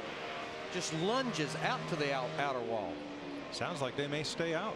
If there's no tire rubbing, why not? It's not smoking. Nope. Yet. Let's check with Krista. That's exactly right, Mike. A few laps ago, they told Martin, we don't see anything as far as smoke. The tire is not smoking, so right now the plan is to stay out. Michael Waltrip is up on the box. He knows all about riding that high line. That's where they told Martin to stay. They told him to stay up high. And right now, he's in the 15th position, about a half a lap down to leader Jimmy Johnson in the 48. But here's the guy that's coming, our old buddy Kevin Harvick in that 29 car. Harv is just, I mean, he had the car, in my opinion, to beat last week at Daytona. Got shuffled around there on those green-white checkers. But, man, he's backing it up again today. This Childress punch has got my attention. I love the job they're all doing. Harvick started 6th. He's now running second, half a second behind leader Jimmy Johnson. Casey Kane, last time up in turns 1 and 2, it looked to me like he almost got up into the wall. Gets a little tail happy here. Yeah. I don't think he hit it. If he did, it just was just a slight rub. Krista? Well, Casey Kane started this race a little too tight, but the adjustments they made on that stop has made the rear end of the car too free. And I know you don't need me to say it. We just saw it there. The back end just swinging out from underneath Casey Kane. You know, Darrell, down in turns 1 and 2, probably 70% of the cars right now are running either right up against the wall or not more than a lane from it. Yeah, it's a good way to get off a turn 2, because as I said about the sealer in the cracks, you can see those dark streaks in the track. Off a turn 2, there just seems to be an abundance of that sealer over there. You either got to run below it or run above it. Most guys would choose to run above it. But you know, you heard Krista just talk about the 9-car and Casey Kane, and that's what you have to be so careful is making sure that you're not adjusting to a particular set of tires and you don't jump the fence with your adjustment on the next set of tires. It's like walking a tightrope. This thing is snapping loose now, and that'll get you in big trouble. You got to turn it left. You got to turn left to get around the corner, and as you're turning the wheel, all of a sudden that back end will snap out, and man, you got to be quick to catch it. Well, that was one of Jeff Hammond's keys in the pre-race. You want to keep your car turning, but it can't be loose. Snappy loose. NASCAR observers having a look at the exit of turn number 4. Might have been a bit of debris on the racetrack. They're checking to see that it's out of the groove and out of harm's way. Boy, the track is clear, so 52 laps. We continue under green. There's a big surprise right there, Larry, Mike. Marcos Ambrose in that 47 car just went a lap down to our leaders. Well, the pace they're setting, if you're a little bit off without the aid of caution flags to get you to pit road to make adjustments, those guys will make your life miserable. Ambrose's last lap was a 42.12. Leader Jimmy Johnson is half a second faster. That's quite a difference. Kevin Harvick started third and currently runs in third. Matt? And Mike, the team car to Harvick, the 33 of Clint Boyer, strong in every practice session this weekend. And right now they're hoping that the cloud cover, which came out about 2 laps ago, will help change the balance of his race car. They made a track bar adjustment on the last stop. The car still free. Boyer being the other yellow car. Yeah. We joked about that earlier. He and Kevin Harvick are not that far apart on the racetrack, second and third. Harvick's little yellow buddy. Those little yellow buddies are coming. Yes, he is. Jimmy Johnson, the 4-time and defending Sprint Cup champion, leads at his home track. I'm in the lead, and it's staying that way.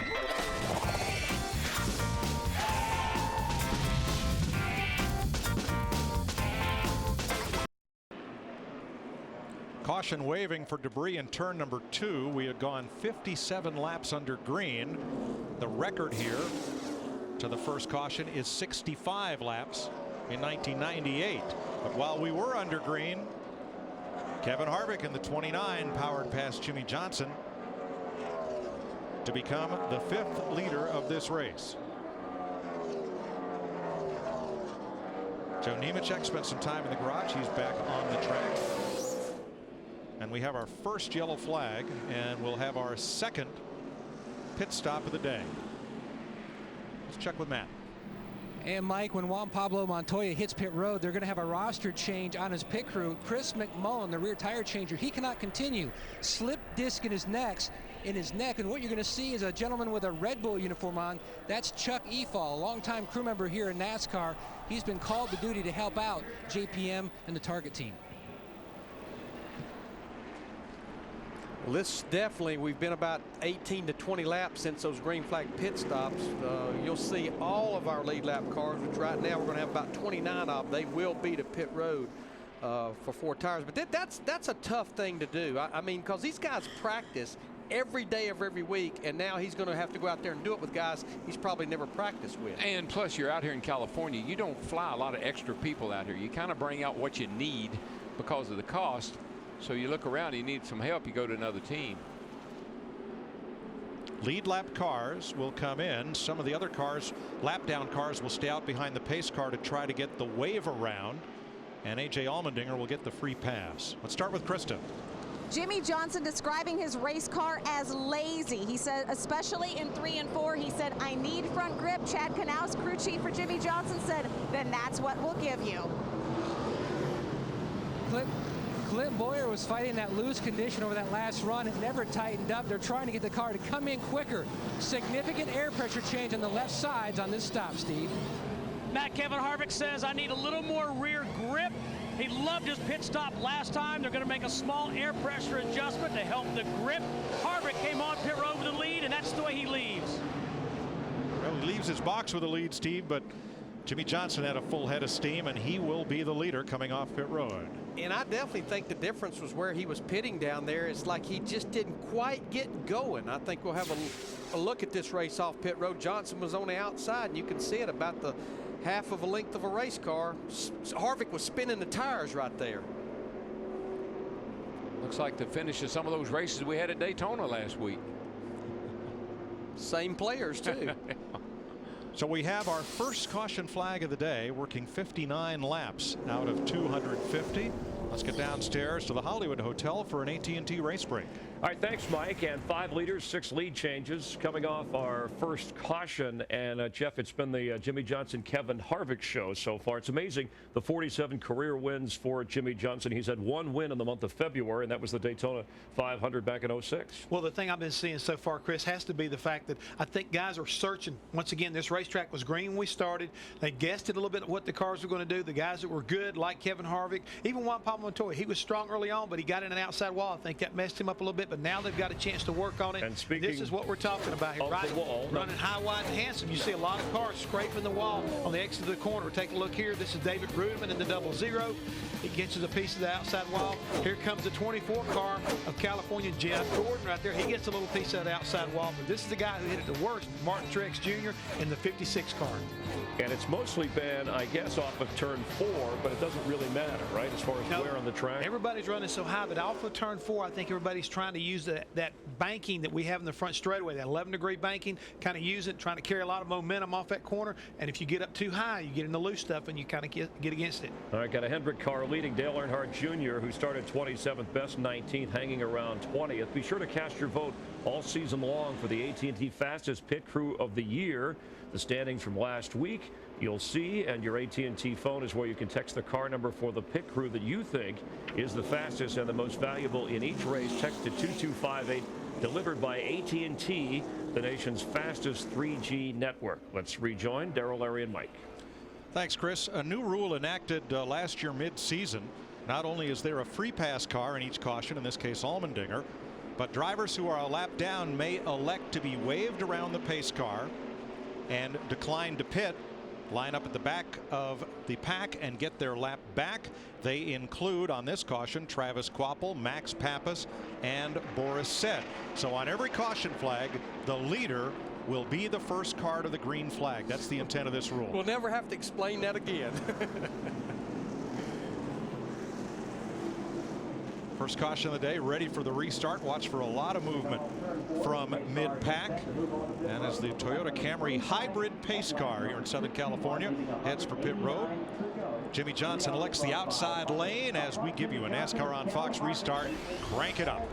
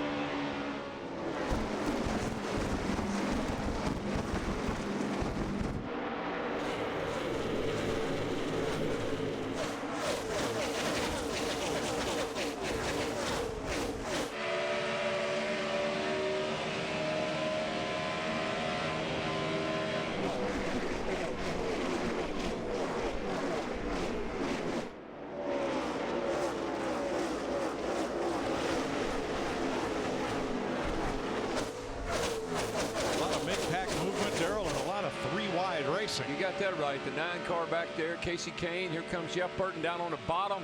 Makes it 4 wide getting in there. Casey Kane in that 9, he's been stuck in the middle ever since the restart. He and Kurt Busch are having a pretty good go of it right there. Looks like Kane may, yeah, he did slide up in front of him, but oh man, are they tight right there.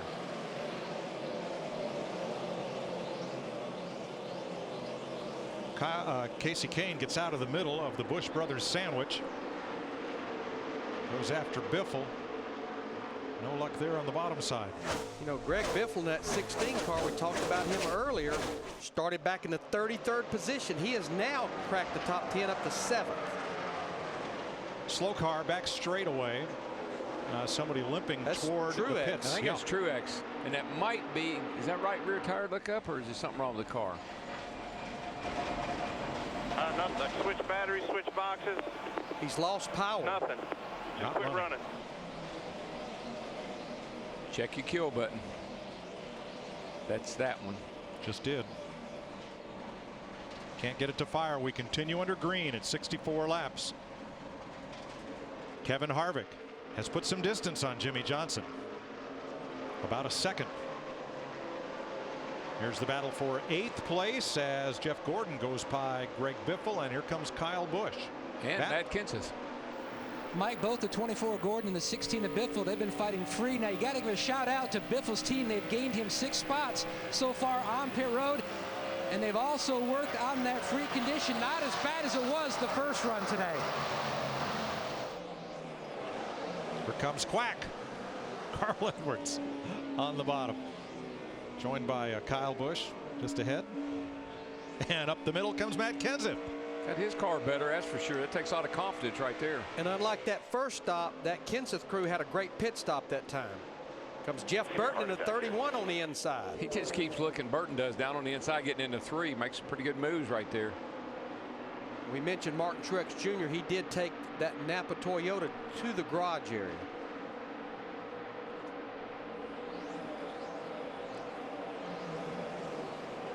Ryan Newman to the middle, trying to pass Edwards and Burton. So much depends on how you get off the corner here. It'll look like someone has 50 more horsepower than you, but if you don't get off the corner good, they're going to beat you bad. Harold, something happened to Jeff Gordon between 1 and 2. I think his number 24 just shot up the top of the racetrack and got some grip just shy of the wall. Yeah, I think he made contact with whomever he was racing with right there. I believe it was maybe some contact off the 16. I didn't see it well enough. Just saw the car take off. Well, his car is real loose right now. See if we can get another look at it, Mike.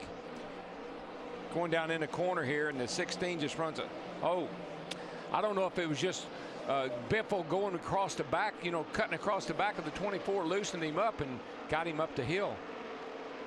He's lucky to save it. They've been kind of going at each other. You can see right here. I don't think Biffle was real happy with Jeff. Not since the Budweiser shootout. Yeah. I don't think there was any contact here, but there certainly was a messing with him. But Gordon's car definitely just took off up the racetrack. And that puts Gordon back to 10th spot, where he and Biffle continue to battle. Looks like Jeff Gordon has regrouped, so he just drives back by Greg Biffle in that 16 Biffle. I got to tell you something. If a guy did that to me, I don't know if I'd want him back behind me or not. I might say, I think I'll just stay behind you for a while. That might be just what Greg Biffle's thinking.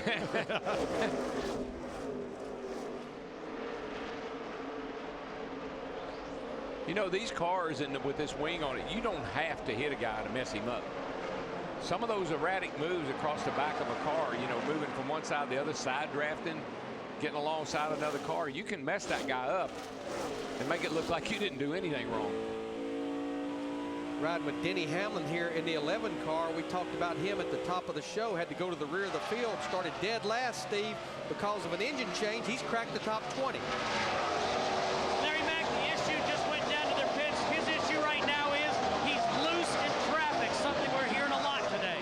Well, and he's been in traffic since the drop of the green flag, starting that deep in the field. This is the 4th time he's had to go to the back in his Cup career.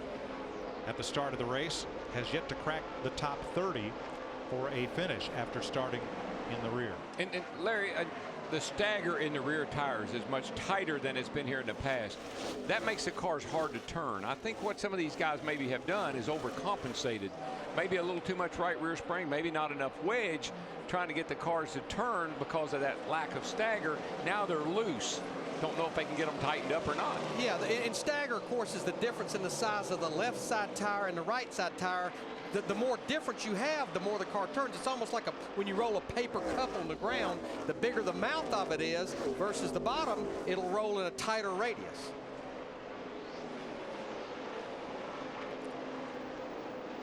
Dale Earnhardt Jr. coming into the picture after a great finish in the Daytona 500. Matt, he finds himself right now right about where he started. He's in 24th. And that's that window where he's been running, Mike, 20th to 24th most of this race.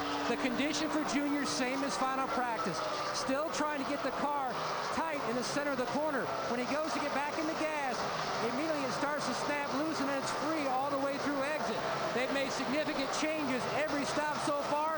Junior's still fighting extremely loose. This has to be so frustrating to Dale Earnhardt Jr., to Rick Hendrick in that 88 car, because it's almost a replay of 2009. You've got Hendrick cars running 2nd, 3rd, and 8th, and Dale Earnhardt Jr. is running 24th.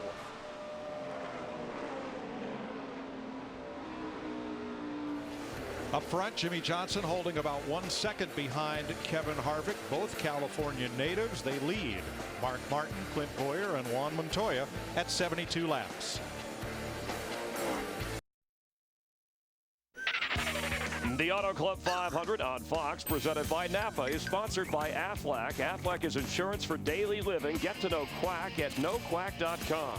By AT&T, a better 3G experience. And by the Home Depot, more saving, more doing. That's the power of the Home Depot.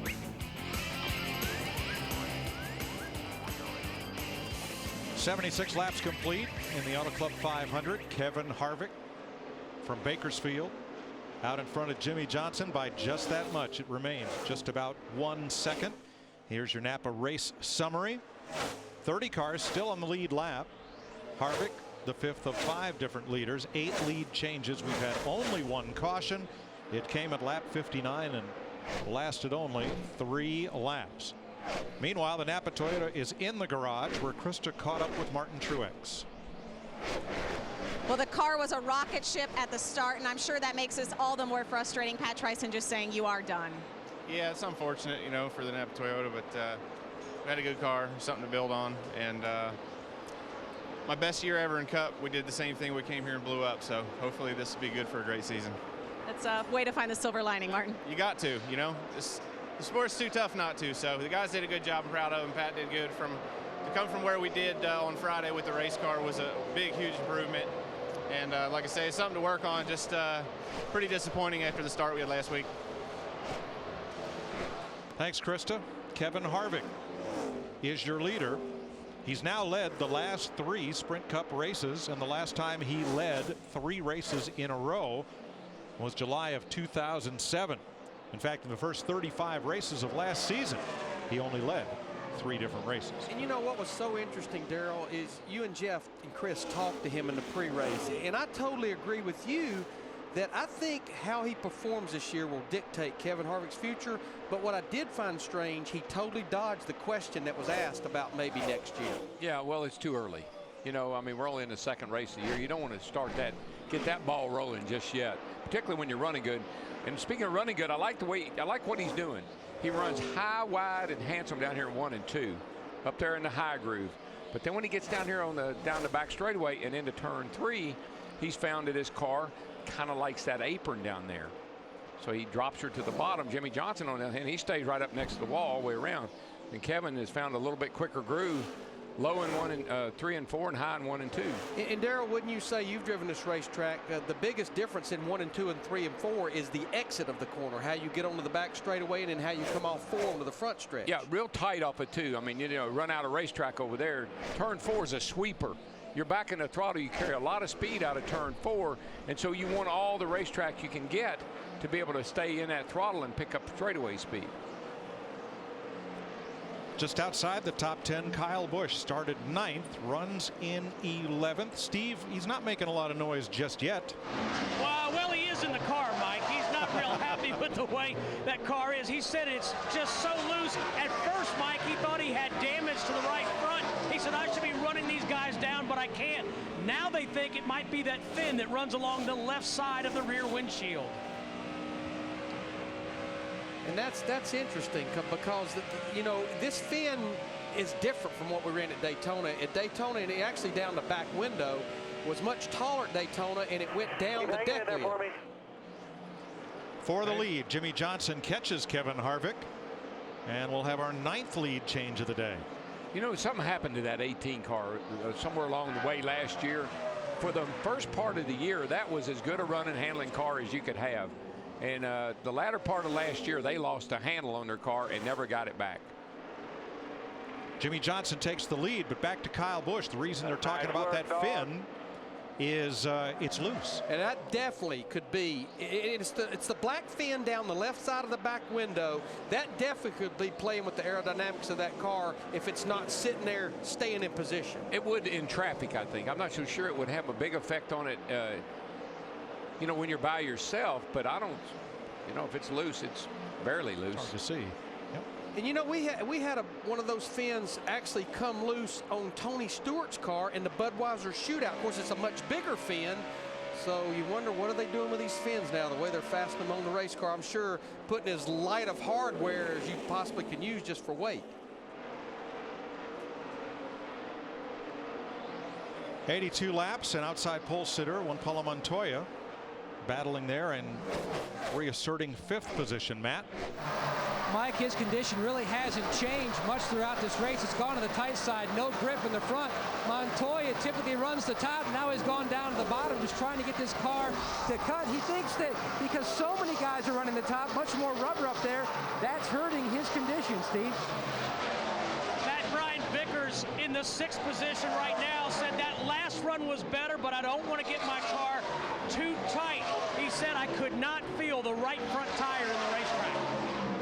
Got a battle for the lead shaping up here again. Johnson in the 48 on the high side, Harvick in the 29 on the bottom. I tell you, the guy that creeped into the picture there in that 2 box was a 24 car. One more pit stop, one more adjustment, and these 2 guys here will have company.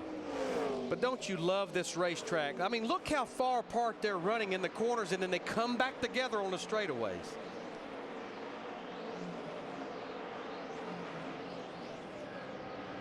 Now you see that fin down the back window of every one of these Sprint Cup cars, mandated by NASCAR. Jeff Hammond can show us more.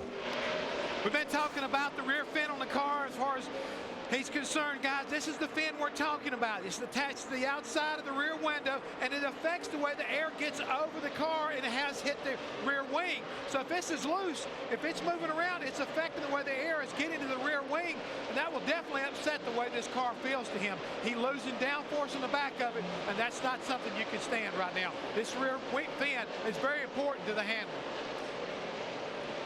Thanks, Jeff. Back up front, Jimmy Johnson, Kevin Harvick got side by side. You know what they're now doing? Back to single file. You know what they're doing?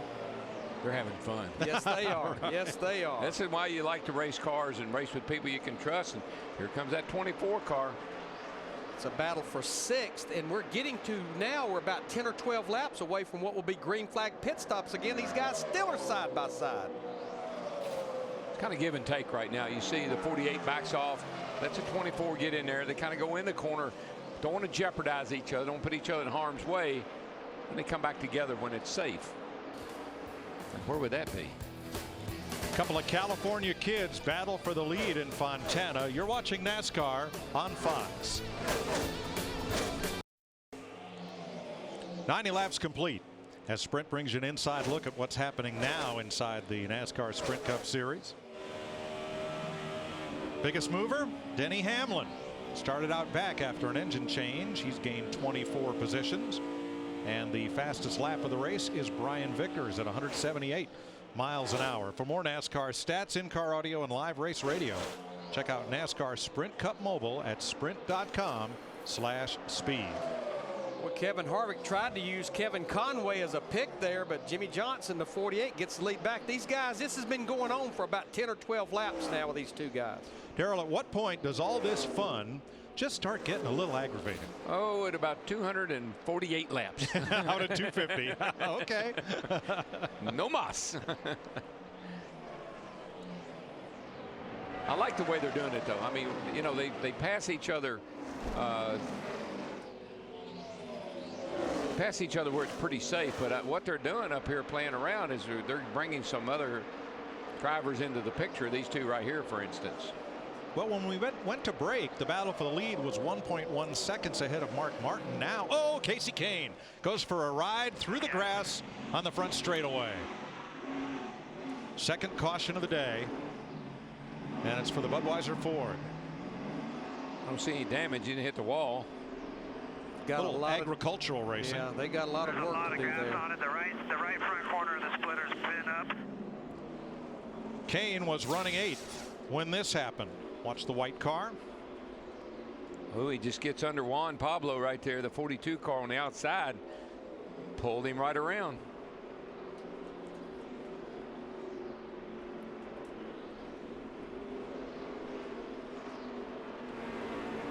And let's ride along. On the top, even with you on the wall. Too wide outside. You at the 42. You got it. You got it. In the grass, guys.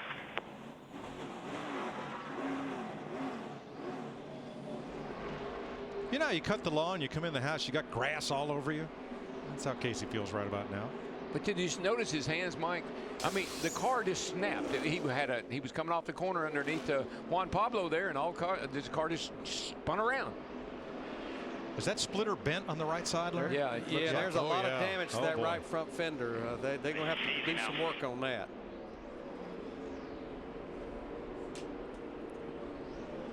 They're going to go ahead and get the pit road now because he's still on the lead lap. Of course, they'll have to go to the tail end of the longest line, but this is a good move. This lets them get in there a lap early and start getting some work done because definitely everybody will be coming to pit road for 4 tires. It's going to take more than that brush. Get that out and get him going here. Got to get the grill cleaned off. Second caution. Get some hammers. Leave the left sides on it. Leave the left sides on it.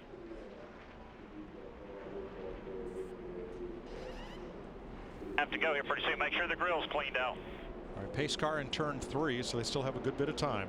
They were trying to get all that grass out there with a brush. That didn't work.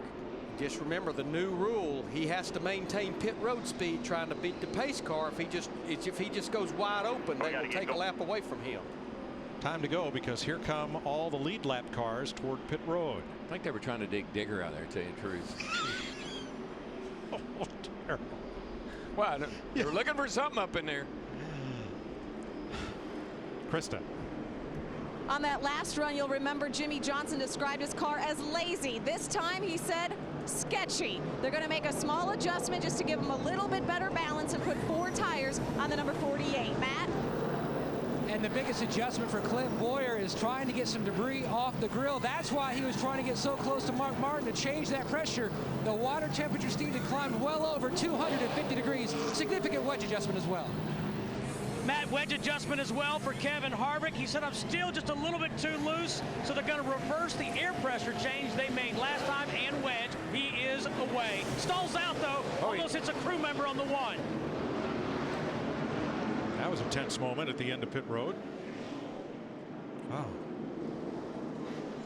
It's like Kevin Harvick he can't get going in that pit stall that he's in. There you see he lost another spot to Mark Martin. He really couldn't get going that time, Larry, because there was a pretty good reason. Harvick is one of 3 drivers who have just been caught by the speeding police on pit road. Juan Montoya and Jeff Burton are the other 2. Watch this right here. There's a tire that and look at that guy go up on the hood. Wow. That's acrobatic.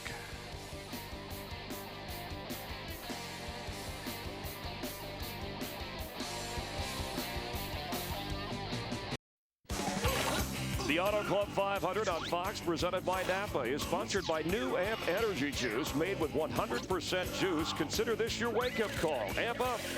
By GoDaddy.com, where the web is your domain. And by the Auto Club. We're always with you. Getting ready for the restart. Looks like Travis Kvapil and Max Pappas will be the wave-around cars. Marcus Ambrose is the free pass car. And Casey Kane is the grass catcher car. Now watch that tire get away from the orange car. Harvick hits it, and a crewman has to take big evasive action right here. This is acrobatic right here. That's what you think these guys that work in the pits are not athletes? And our Olympic acrobat of the day is with Steve Burns. Yeah, that Adam Mosher here just watched that on the replay, and I got to ask you what was going through your mind when you went over top of that car. Get out of the way, don't get run over. No, it was really my only option. It wasn't by plan at all, but we got penalized. I don't think that's fair to the Bass Pro Shop Chevy. Sorry to Kevin Harvick. He's probably got a big old dent in his hood right now, but I didn't do it on purpose. I was trying to get out of the way, you know? Glad you're all right, Adam. Yeah, I don't know if I'd be too concerned with the dent in Kevin Harvick's hood. Now, is that not thinking about your fellow man? He's worried about his hood. That's quite a leap that he took. and gets to fill out a safety form there. However, what his team was penalized for was losing control of the tire. And that means Jamie's got to start at the back of the longest line. How about some Built Ford Tough track facts for Auto Club Speedway? The first Sprint Cup race was held here in June of 1997. Ford has 10 victories here, more than any manufacturer. Roush Fenway drivers have won the last 5 spring races. Built Ford Tough. Now, Ford that's going to have to toughen up is Casey Kane, because he ended up going a lap down sitting on pit road as they made repairs. A little surprised that they don't take the outside on these restarts, but I guess it works.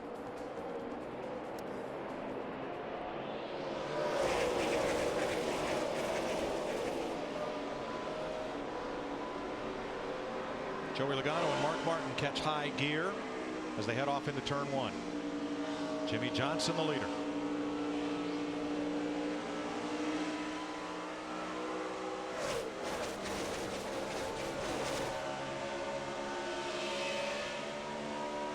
You got to love this sport. That man on the left, Mark Martin, he's got a son almost as old as Joey Logano on the right. That's the oldest on the left and the youngest driver in the field on the right of that picture, as Mark Martin comes to the front and becomes the 6th different driver to lead today. Well, you know what Mark told me, I said this last week, that race car has no idea how old I am. That's exactly right. Matt Kenseth, every one of his wins have come from deep in the field, and Dick, he's done it again today. Yeah, he sure has, Mike, and that car was not particularly good at the very beginning of this race, but Kenseth was talking very calmly on the radio to his new crew chief, Todd Parrott, and they have worked together very well, with Kenseth describing the behavior of the car and Parrott deciding what they should do in order to fix it. He has gone from 20th to 3rd. Kenseth has won 3 of the last 4 spring races here in California. It's actually the last time he visited Victory Lane in a Sprint Cup car was a year ago. I think that's what makes Matt good, though, is he can tell you what's wrong with the car and probably have a lot of influence on how you fix it.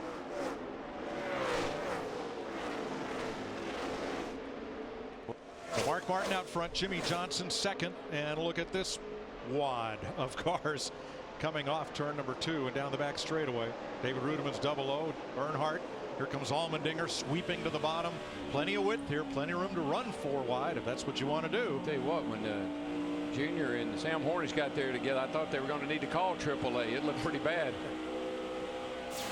Show you what that looked like from the DirecTV blimp. Here you see Junior right behind Sam Hornish in the 77. Hornish gets loose, cocks her sideways right in front of the 88 car there. Opens the door for David Rudiman to slide by on the inside. And Keselowski, that 12 car, took advantage of it too. That's so close. Matt. Mike, that cost him 3 spots, but they're still trying to work on that handling issue for Dale Jr. Still on the free side. They made another air pressure change every stop. Big swings along the way. The last stop, they also worked on the right front packer. Jimmy Johnson coming back to the lead on Mark Martin. Martin got up there and led 3 laps. Now Jimmy took the outside on the last restart, lost the lead. Took the inside on this restart and lost the lead. So at least for him, there isn't a good lane yet. I just like the outside. I think you get the most momentum there. It seems to work that way. Mark Martin sits in second. Krista. Well, Mike, one of the ways Mark Martin uses his age to his advantage, he says for younger guys, it's harder to stay optimistic because you're not as mentally fit. Mark Martin not only mentally fit, he is physically fit. He joked about he has a GoDaddy commercial coming up. He said Arlene, his wife, didn't tell him he couldn't take his shirt off. All right. You know, we talked about comers and goers at the top of the show, and right now when you look at our top 11, only 2 of them started in the top 10. Johnson, who started 7th, and Mark Martin, who started 10th. Everybody else started well outside the top 10. You know, Larry, I was thinking about the 88 car, and they changed, they adjusted a packer or something. All these guys tell me, like Montoya and McMurray and those guys said, they run the same front springs, the same front bump rubbers, pretty much everywhere they go. They hardly ever change the fronts that much. Yeah, I mean, you don't see anybody changing front springs anymore in the garage area when you walk through there. So apparently, if you can ever find it, what the driver likes, and that's a done deal. You just stick with that. And for Junior, apparently, he just had never found it. Riding with Joey Logano yesterday, thought he might win the Nationwide Series race, the Stater Brothers 300 here, but he got a bump from Greg Biffle on the final restart, and then a dump from Brad Keselowski right at the checkered flag. He did come across the line top 5, but he'd hoped to be in victory lane. But he has cracked the top 10 here as he's battling with Tony Stewart in that 14 car. Tony drove that 20 car for 10 years before he moved on to Stewart Haas Racing the beginning of last year. I think that Joey Logano is going to have to learn, and he's learned it very quickly and learned it very well. You can't assume anything. You can't assume that that guy behind you is not going to run into you. You can't assume that that guy running up beside you is not going to, especially at the end of a race. You got to assume that that guy's going to try to go at the win just as bad as wants it just as badly as you do. And that's what happened. You know, Logano said he got hit by Biffle, and Biffle said, I had a run and I was in there and I wasn't lifting. Yep. Logano kind of turned down just a tad. Shouldn't have done that.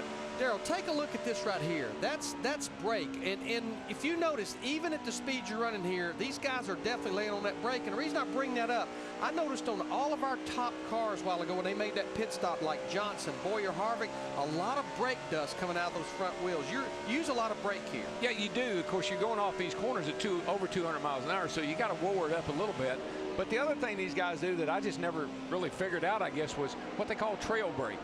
They used a brake and the gas sorted together to keep the nose of the car planted to make it turn better. I never had much luck doing that, but these guys have perfected it.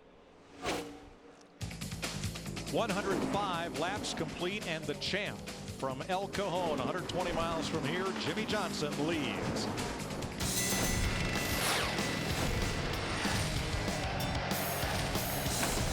You're watching NASCAR on Fox.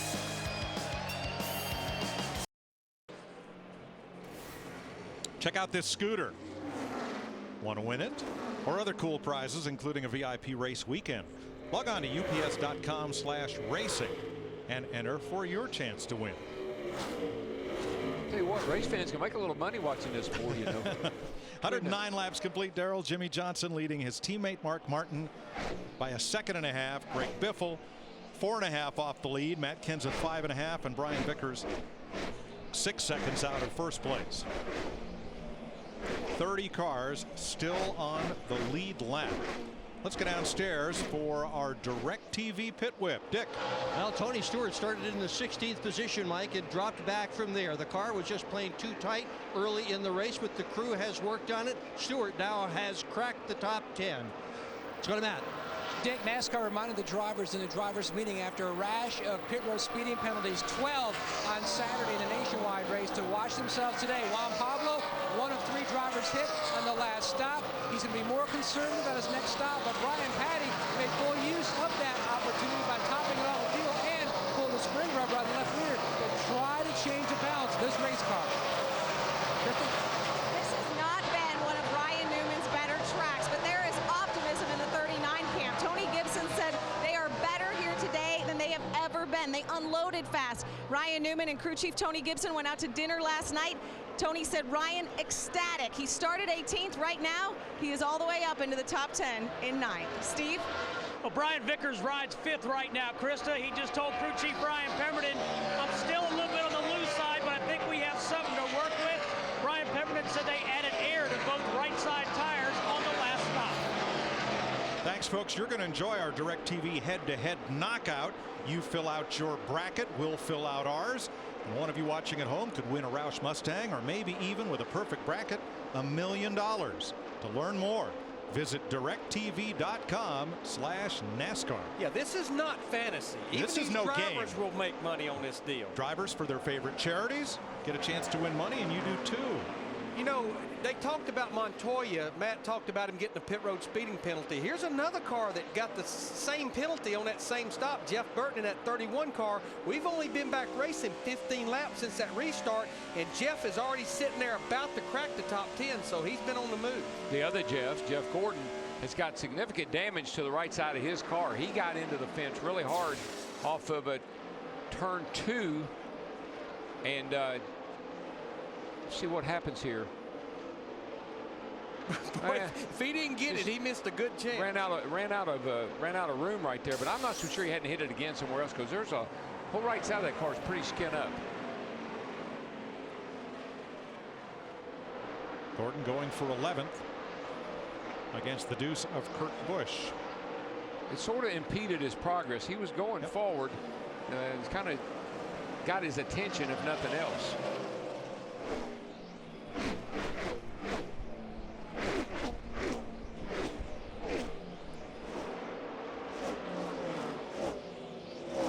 Let's update Casey Kane, who brought out the race's second caution at lap 94. He came onto pit road for service, lost a lap in the pits as they struggled to get a piece of grill screen out of that lower opening, and he has just been lapped by race leader Jimmy Johnson. So the Bud Ford is 2 laps down, and look at that right splitter. That can't be helping much. Daryl talked about the speeds you run getting off in the corner here. I mean, that front end almost has to be perfect shape to keep the car turning and not be loose.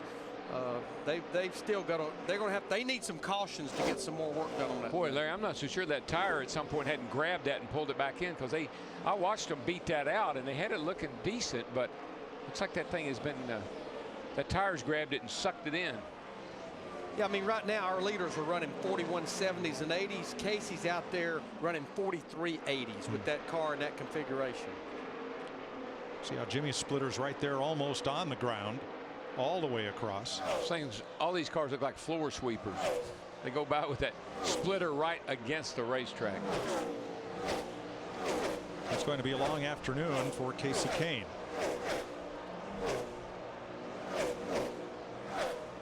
At the moment, 4th place Brian Vickers is our Toyota top performer, with Joey Logano in 13th, Kyle Busch 14th, and David Rudiman 15th. Brian's been right there. I mean, he's been in the top 5 just about ever since the race started. He worked his way up there in the top 5, and he's been hanging right there. You know, this has to be so rewarding for Brian Vickers in that group. If you remember, they made the chase last year, but once they made the chase, they never even got a top 10 finish in the chase. So they almost used everything up getting there. So this has to be rewarding. This is the type of racetrack Brian Vickers always runs well at. I think I just recall, Larry, and you do too, I believe, of what Chad Knaus told us about the first year that they were in the chase.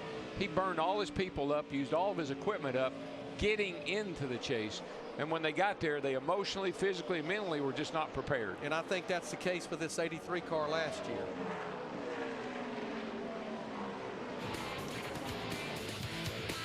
Jimmy Johnson on point. There's the gap to Mark Martin. It's about 2 seconds with Greg Biffle 3rd. The Auto Club 500 on Fox, presented by Napa, is sponsored by Sprint, proud sponsor of the NASCAR Sprint Cup Series. Bakersfield's Kevin Harvick already had a house full of trophies before he hit his teenage years racing go-karts. Number 8. Right now, Harvick is 18th with Jimmy Johnson and Mark Martin leading. There is the gap, 1st to 2nd. In 3 laps, we'll be halfway. Today, fastest lap, 39.66 so far in this race. That was set by Casey Kane. And right now, Greg Biffle would be 24 points up on Clint Boyer. Never too early to start thinking about points.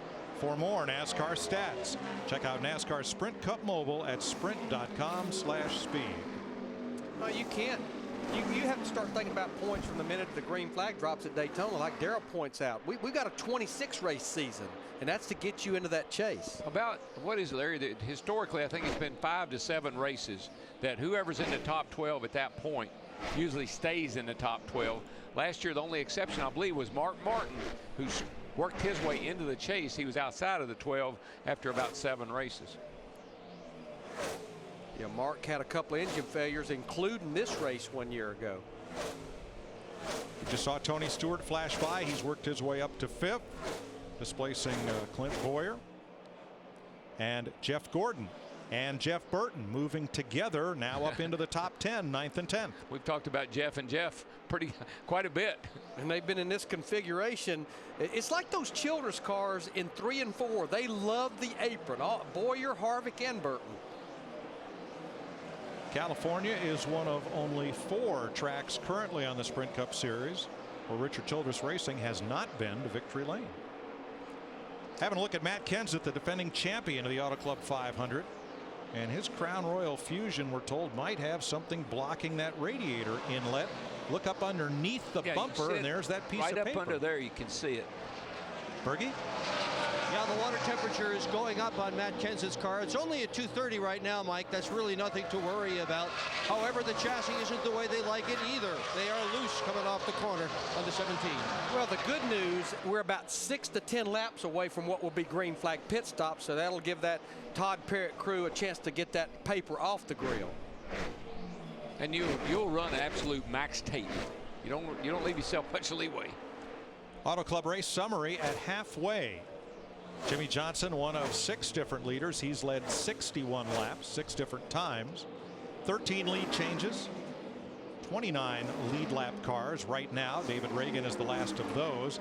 We've had just 2 cautions for 7th laps, and we're running right on record pace for 500 miles at Auto Club Speedway. 155 plus miles per hour average speed for this race, including cautions and pit stops.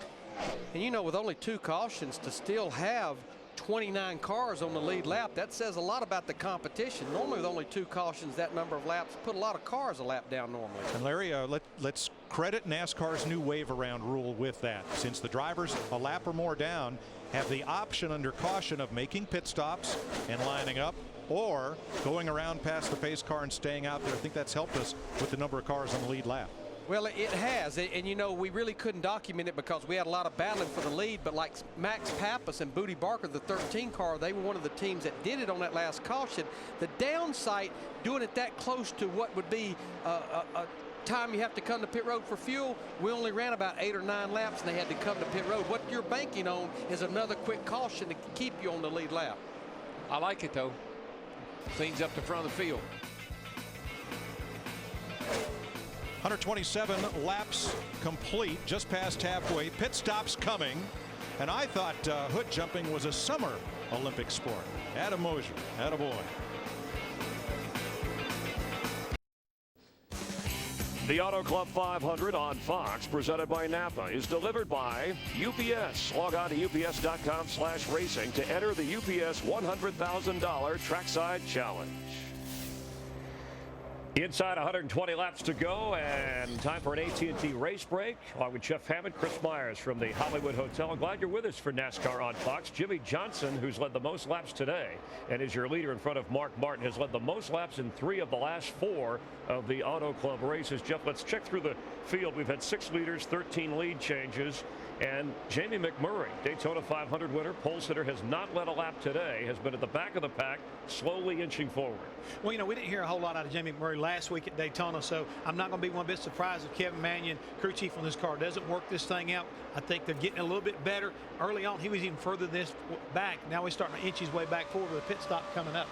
Led only 2 laps the last week, the 2 most important to win, and we're going to see some pit stops in a moment. Dale Earnhardt Jr., see where he started. Highest he's been is 13th, so he's hanging in there. He's hanging in there, and again, he's another one of those guys that needs a really good day-to-day, and I think he's starting to get a handle on his car. We're still just past halfway, so I think they still have time to work on this. Again, pit stops have just started, and I think Matt Yoakum's with the 16.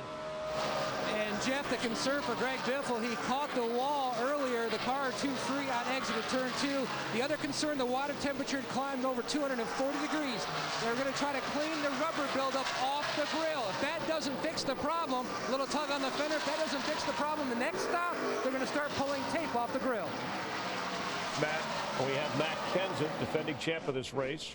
The one thing I've noticed so far, the Fords have been on pit road the earliest today. Normally we see Roush Fenway getting good fuel mileage, but it looks like right now we take another look at one of those Fords of 99 coming down pit road, and I think that they're going to work on their fuel mileage because the Chevrolets look like they got them beat for sure. And Steve Burns, you're with the 99. And Jeff Hammond, Carl Edwards can be a player, but he's just gotten looser They're going to make a track bar adjustment. They're going to go up 1 round on the 99, 4 tires, and of course fill them up with fuel. Matt Yoakum. And the 42 of Montoya is in. The 88 of Dale Jr. is in as well. They're cleaning the grill on Montoya. Air pressure change. Trying to get that balance a little more to what he likes it. A little more to the free side, Krista. And here comes the leader, the 48 of Jimmy Johnson. They're counting him into his pit stall. He decided to pit at the same time at his teammate, Mark Martin, the 5, just 2 pit stalls back. Here comes the 48. The call is a little bit tight on the race car, so they're making a slight adjustment once again. Dick?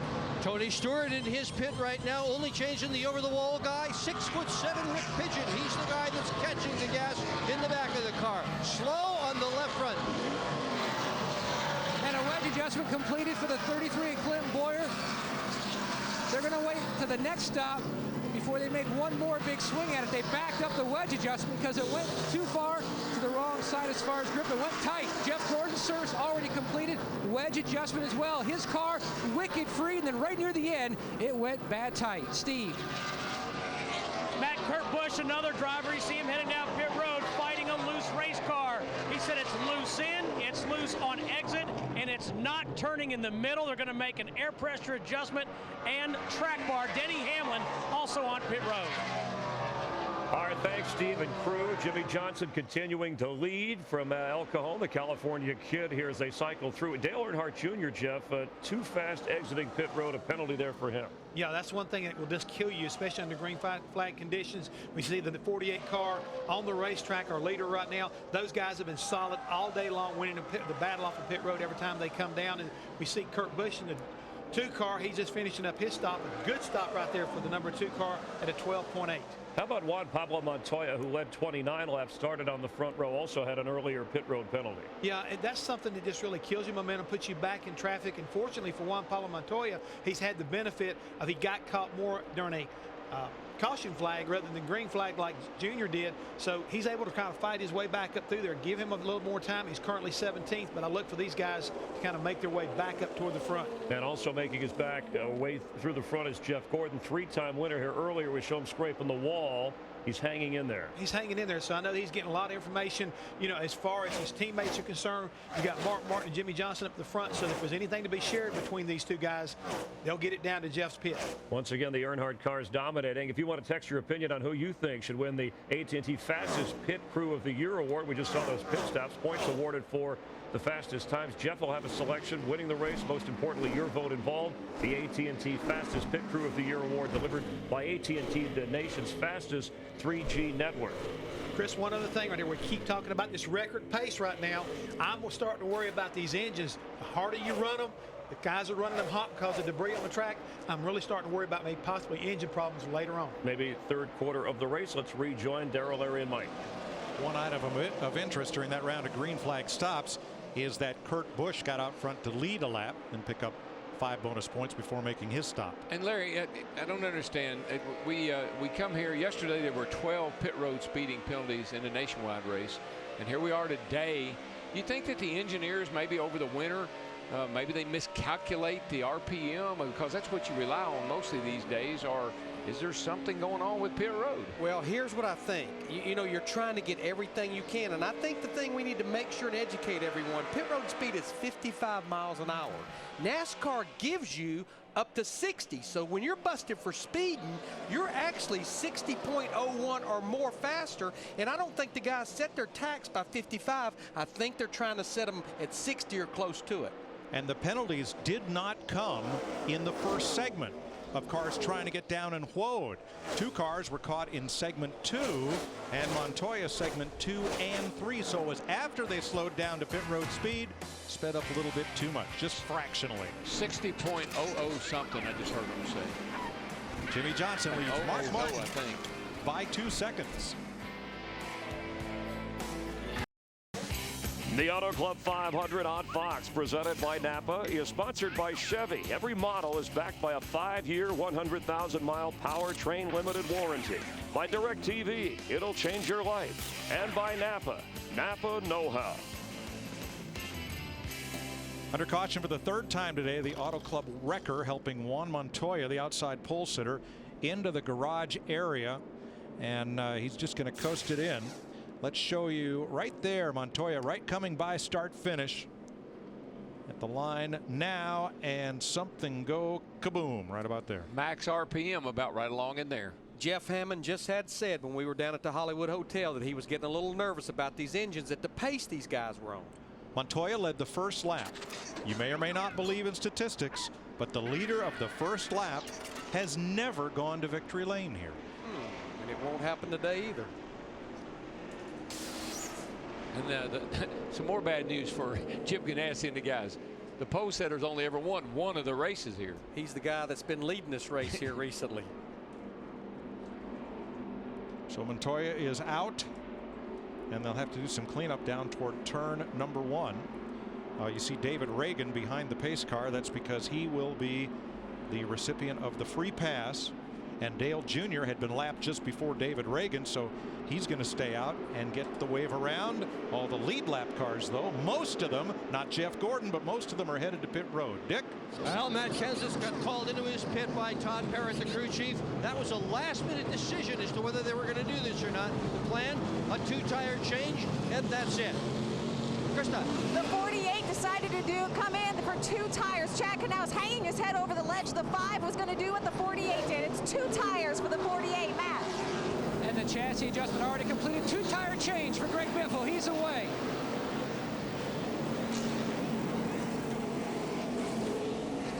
Well, the cars that I see that stayed out was Jeff Gordon, Ryan Newman, Kurt Busch, Hornish, Hamlin. Those cars were at the far end of the cycle on those green flag stops, right. So they had less laps on their tires than those guys that pitted earlier than they did. 2 tires look like the hot tip. And Earnhardt and Gilliland stay out. They will take the wave around and not pit under this caution. The 3rd caution of the day at Auto Club Speedway. Welcome to Las Vegas, where everything's a little bigger, a little brighter. Boogity, boogity, boogity! Viva Las Vegas, boys, go racing! In Las Vegas, when you're hot, you're hot. Show me what you got. It's showtime. Shut up and drive. It's a crapshoot here, boys. What happens in Vegas stays in Vegas. Las Vegas, can't wait. Hope you join us next week. NASCAR on Fox from Vegas. Kyle Busch won last year. He's running top 15 now as we cycle through. Jeff Gordon is currently your leader. If you tuned in a little late, Jimmy Johnson's led the most laps, 77. Martin Truex Jr., who was in the top 10, finishing at the Daytona 500 last week, into the wall. And with an engine problem by lap 34 out, one of 6 cars out of the race. Casey Kane running 8th at the time, the highest running Ford, spins out, has a problem, fell from those in the lead, and then pit road problems that have been chronicled throughout. Hang on, look out, he's okay. But the tire came from McMurray's crew. They were penalized along with Harvick, and moments ago the blown engine Montoya leading 29 laps, having started on the outside row. And the last DNF before today was back in Texas for Montoya. Taking a look right there at the 16 car, Greg Biffle. I mean, he's had some issues a little earlier about the car. Well, we saw Las Vegas. Yeah. I wonder what was on the grill. I think Matt Yoakum has the details. And crew chief Greg Irwin was concerned about rubber buildup on that grill, but when they made the stop, they didn't find a lot of rubber buildup, but what they did find, a $20 bill. So I guess you could call it the money stop. Mike? My brother's a banker, and he says you need to have more than half of that bill to get the bank to make good and give you a new one, turn that one back in. I think Matt's holding a little less than half. There's a Too guy, bad. There's a guy somewhere that's probably got the other half. But you know, one thing I want to say real quickly about the rubber buildup, and when you got soft tires, softer than what we've had in the past, you're going to get a lot more rubber buildup. You're going to get a lot more rubber on the grills. DW, what would you like to do on this restart? I would like to crank it up. I want to hear these boys go through the gears. Sing a song.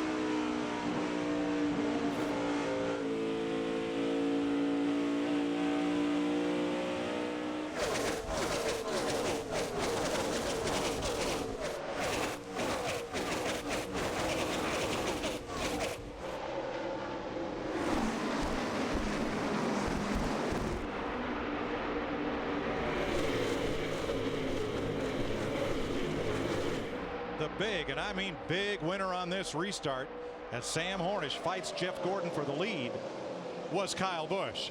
Yeah, he restarted in. Oh, a blow up down toward turn 1. Somebody's gone up in smoke. Ryan Newman, a 39 car, big time. He had trouble on the restart and either spun his tires or missed a gear and might have hurt that engine. Well, he might have, and that same thing happened to Denny Hamlin. You'd think after last year here he'd have learned, but he spun his tires too. Who this was a big benefit to was Dale Earnhardt Jr. Took the wave around back on the lead lap, so that's where he's at now.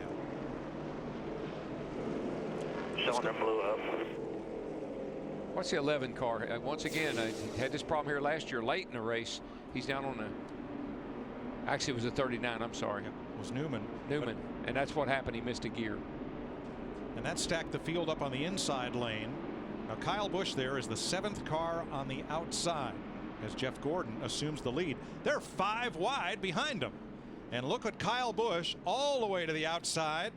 He's going to pass them all. Yeah, he went from 12th to 3rd right there in 1 and 2. He got such a run, and I think they kind of bottlenecked up, and that let him even get a bigger run on the high side. Yeah, Larry, you can see that 39. He hurt that engine. What happens when you spin the rear tires?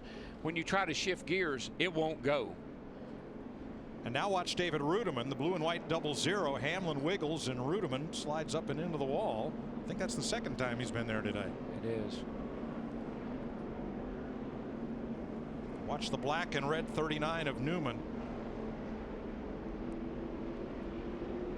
The good news is he got to the high side and everybody else got down low before it really put some oil out. A little puff of smoke before it really exploded. See right there, you got a little warning. Everybody was able to get down. Newman had taken the restart in 3rd place and was running 15th at the time that car went up in smoke.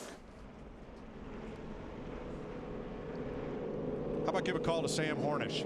He has won 2 IndyCar races here. And his Penske machine sits in 2nd place, carrying the colors of the race sponsor. And happy birthday this weekend to Roger Penske.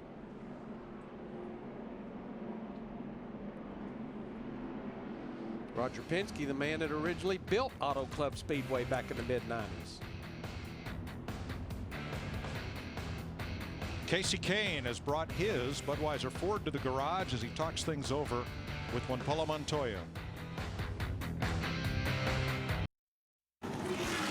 The Auto Club 500 on Fox, presented by Napa, is sponsored by Verizon Wireless. Big racing fan? Get Verizon Championship Racing for race highlights, behind the scenes, and exclusive interviews right on your VCash phone. From the network with the most 3G coverage, Verizon. 100 laps to go in the Auto Club 500.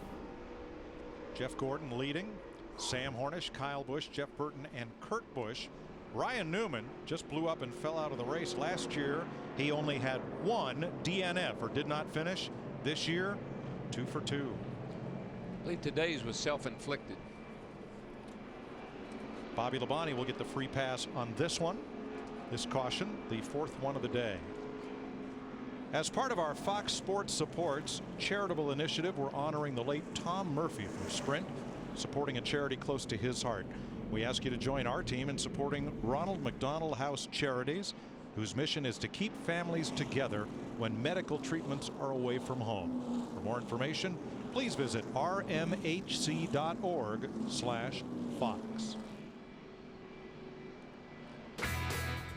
We'll be back for the restart at Auto Club Speedway. You're watching NASCAR on Fox.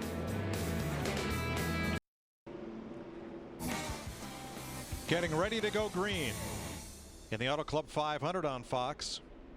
Juan Pablo Montoya started 2nd. He is now out of the race. Chris Devoto caught up with him in the garage. So much momentum coming into this race. I know this is frustrating, but you have a good attitude. You just told me, well, it happens. Yeah, it happens. You know, this Target Chevy, it's been a great car.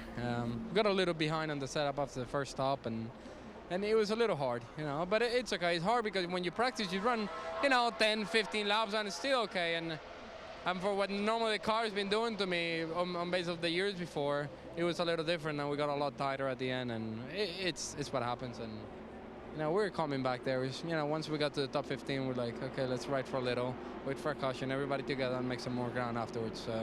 That's what happens. Thanks, Juan. So on the front row for this restart, Gordon and Hornish, who have 8 more laps on their tires than Kyle Busch and Jeff Burton right behind them.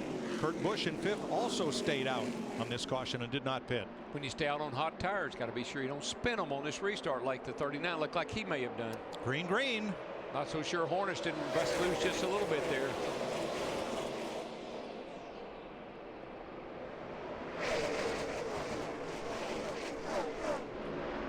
Jeff Burton comes from behind Jeff Gordon to drop to the bottom, and they pick up where they left off. But instead of racing for 9th and 10th, they're fighting for the lead. It's a Jeff and Jeff show today. They've been together since the drop of the green flag. But just remember, Jeff Burton in 31, a little fresher tires than Jeff Gordon in that 24 car. Right here is where it'll show up, too, getting back to the gas. Speaking of showing up, we talked about him on that last restart. Kyle Busch in that 18 car. We know he's not been happy with his car, but he wants to get up there and take the lead of this race. Won the nationwide race yesterday. Burton leads lap 154. Not for long. And becomes the race's 9th different leader. Looks like we're about to have its 10th different leader. In the form of Kyle Busch, 3 wide right behind them. Matt Kenseth trying to make some noise. Jimmy Johnson a little loose off the corner. You know, guys, we still have 96 laps to go. I felt like we had some of the best racing we've had at Daytona in a long time. And looks like to me, we've got some of the best racing here at Auto Club Speedway that we've had in a long time. I think the guys, I think the tires have really helped today. These cars have got a lot more grip today than what we've seen. And then overcast skies with good soft tires makes for some pretty good racing.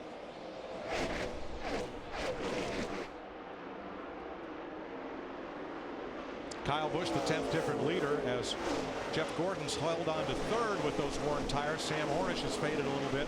He's back at 9th. That's Mark Martin on the inside in the green car. Up front in the green car, Kyle Busch. And Jeff Burton wants the lead back. Not sure that's the way to get it, Darrell. No, I don't think so. Not right now. When you got fresh tires on, if you're going to run the bottom, then that's a good time to do it because that's when you got max grip. So that 18 car is running the faster line right now. Tires go off a little bit, maybe move up, but right now you need to hook the bottom. Definitely Dave Rogers and that group, they've made that 18 car better and better because he was not happy. He was sideways with that car probably 75 or 100 laps ago. I know we laugh about it and make fun of sometimes and even criticize a driver whining, but this is why you whine.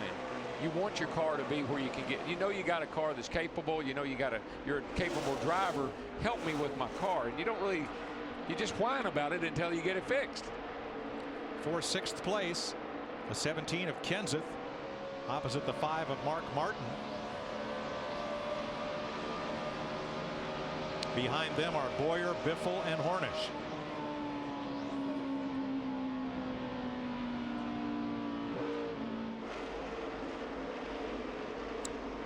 Biffle passes Hornish. That'll be for 9th place. I was going to say, other than Jeff Gordon, those other cars that did not pit the last time the leaders did, they are paying the price. Sam Hornish Jr. has fallen back, just about to fall outside the top 10, and now Kurt Busch is about to fall outside the top 15 in that 2 car. You see him on the high side there. And here comes Brian Vickers on the bottom. Makes the pass on Carl Edwards. Lines up on the back bumper of Joey Logano. That car's been moving well since the restart. Here he goes after Logano. And Joey comes down to cover the spot. Krista? Joey Logano is one of those cars who took 2 tires on that last stop. His race car has been just a little bit loose, but he is extremely fast right now. You saw him pick off that position of Carl Edwards. Right now, sliced bread is hungry. Well, you know what, though, Krista? You can make a gamble like that, take 2 and make time up in the pits, but you're going to give it all back out and give it back up on the racetrack. So the way the tires are falling off, I'd get me 4 every chance I got. Kyle Busch, leading this race, has 6 NASCAR wins here. 1 in Cup, 3 in the Nationwide Series, counting yesterday, and 2 in the Truck Series. Steve Burns is in his pit. And Steve, earlier we heard that fin that runs down the back window that's required by NASCAR was loose. Was it? And what did they do about it? It was, Mike, and let's reset Kyle Busch's afternoon. They worked on that fin on lap 94, and they restarted 28th. Most recently, they stopped on lap 142 and took 2 tires, Mike. Thanks, Steve.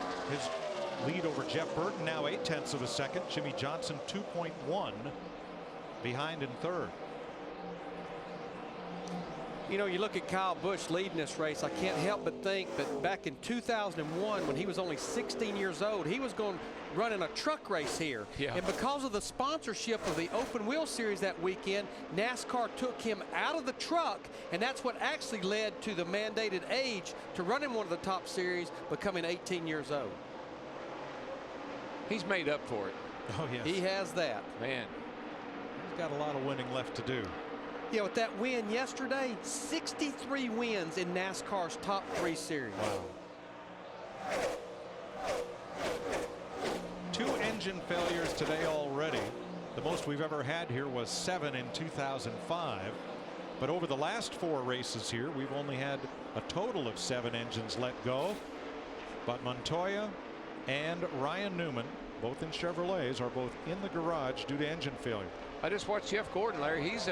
He's got the high line working now. He got up there. He just about put a pass on his teammate there. And now Jimmy moved up high.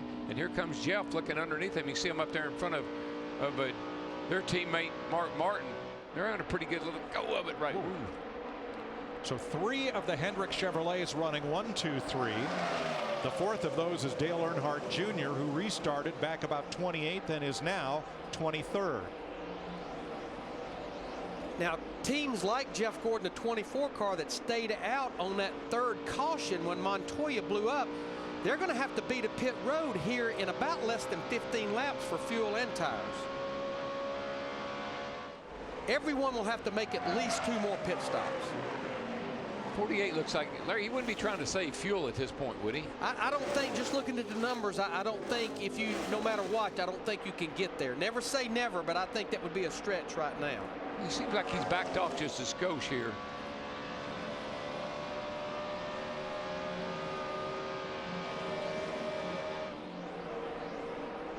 Clint Boyer in the picture behind the 300 cars in that Childress Chevrolet.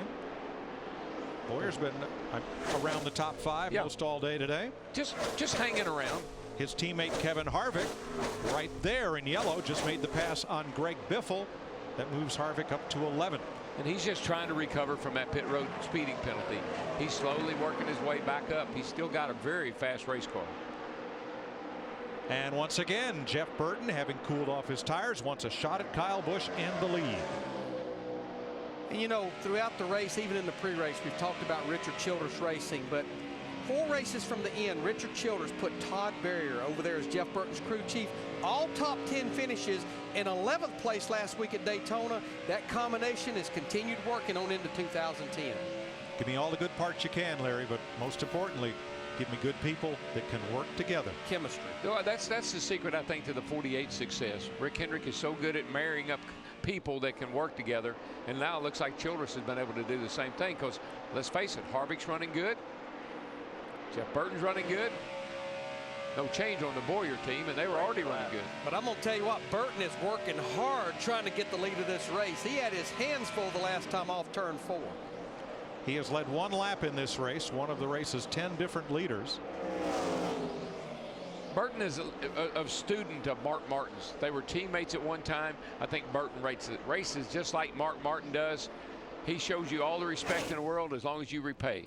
Don't forget, he's also come back from a pit road speeding penalty. So from all the way back, here's Jeff Burton at 2nd place.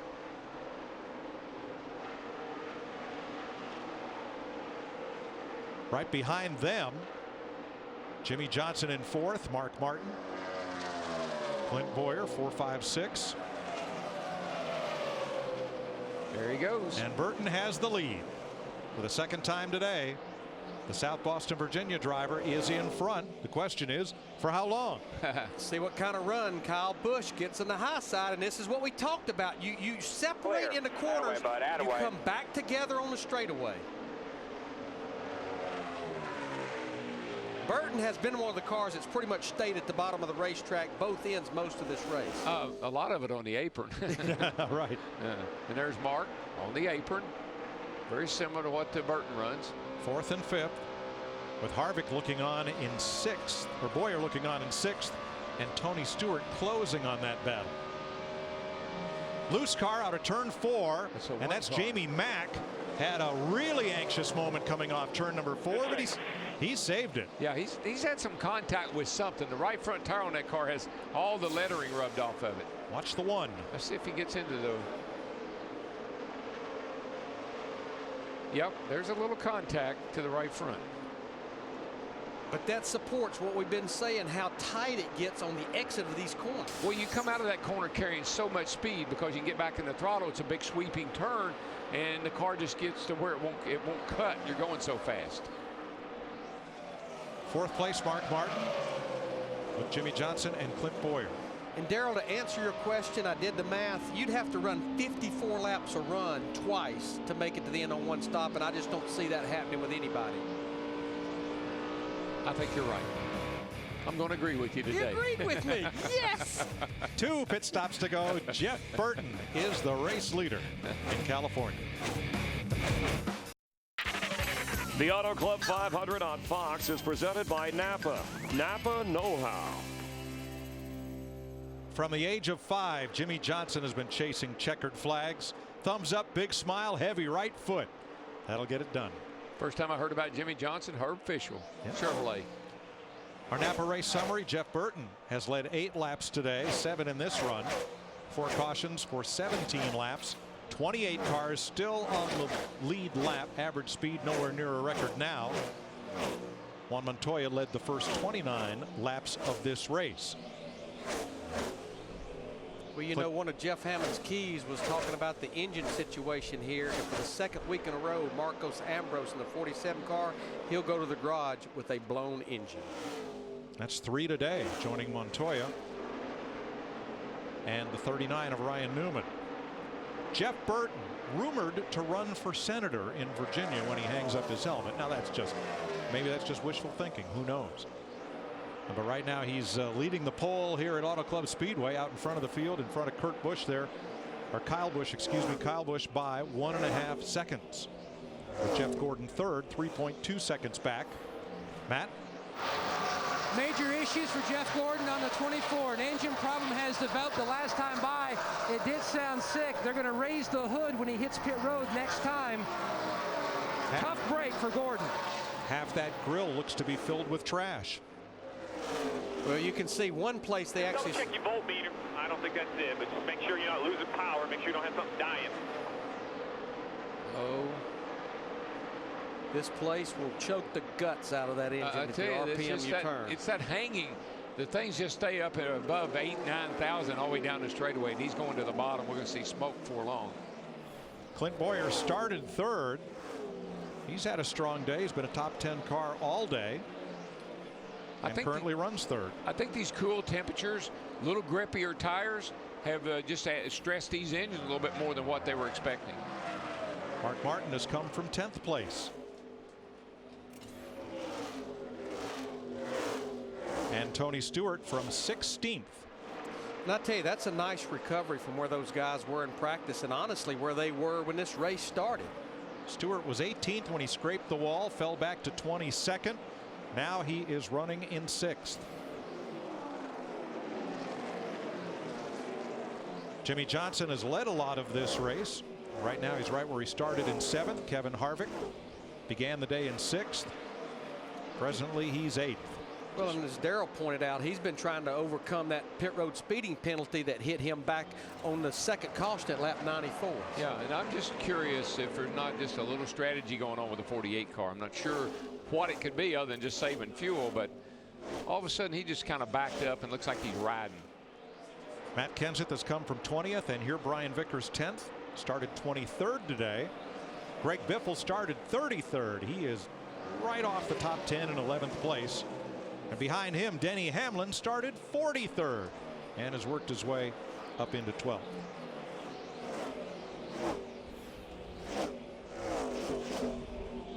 Sam Hornish gambled with no tires. Stop or so ago. He is currently 13th. And they will have to bring that car to pit road here any lap because it's been a while since they were on pit road for fuel mainly. 14th, Carl Edwards. You know, I watched Jeff Gordon, who's coming on pit road right here, guys. Looked like he got back up to speed all of a sudden. What are they saying, Matt? Jeff Gordon came on the radio and said, believe it or not, the thing is running fine now because Steve Letarte told them to let the 5 go by, so in case they do blow an engine, they don't get their teammate caught up in it. And Gordon said, no, for some reason now everything's running fine. Gordon comes to a stop, slides to a stop. They were going to go scuff tires, and then they called an audible and went sticker tires. That was one reason why Gordon stayed out the last time, because his car takes off so much better on used tires. Gloves on, he's away. But remember, this is a scheduled stop for him because he was just about out of fuel regardless of how it was running. And that means Sam Hornish and Kurt Busch will have to be in here within the next lap or two. You see the flags? You see how hard they're blowing? We didn't have that wind earlier. When that car goes down the back straightaway, wind will get under the front of it. It kind of puffs the nose up a little bit, and it'll disturb the way the engine runs. Not so sure that he wasn't deceived by that wind blowing on the front of that car, puffing the nose up and making it feel like it was missing. Jeff Burton has made a pit stop 8 laps after Gordon, Hornish, and Kurt Busch, so he can stay out for a while. And I'm surprised to not yet see the 2 Penske cars on pit road. They were last in at lap 134 for Hornish, 135 for Busch.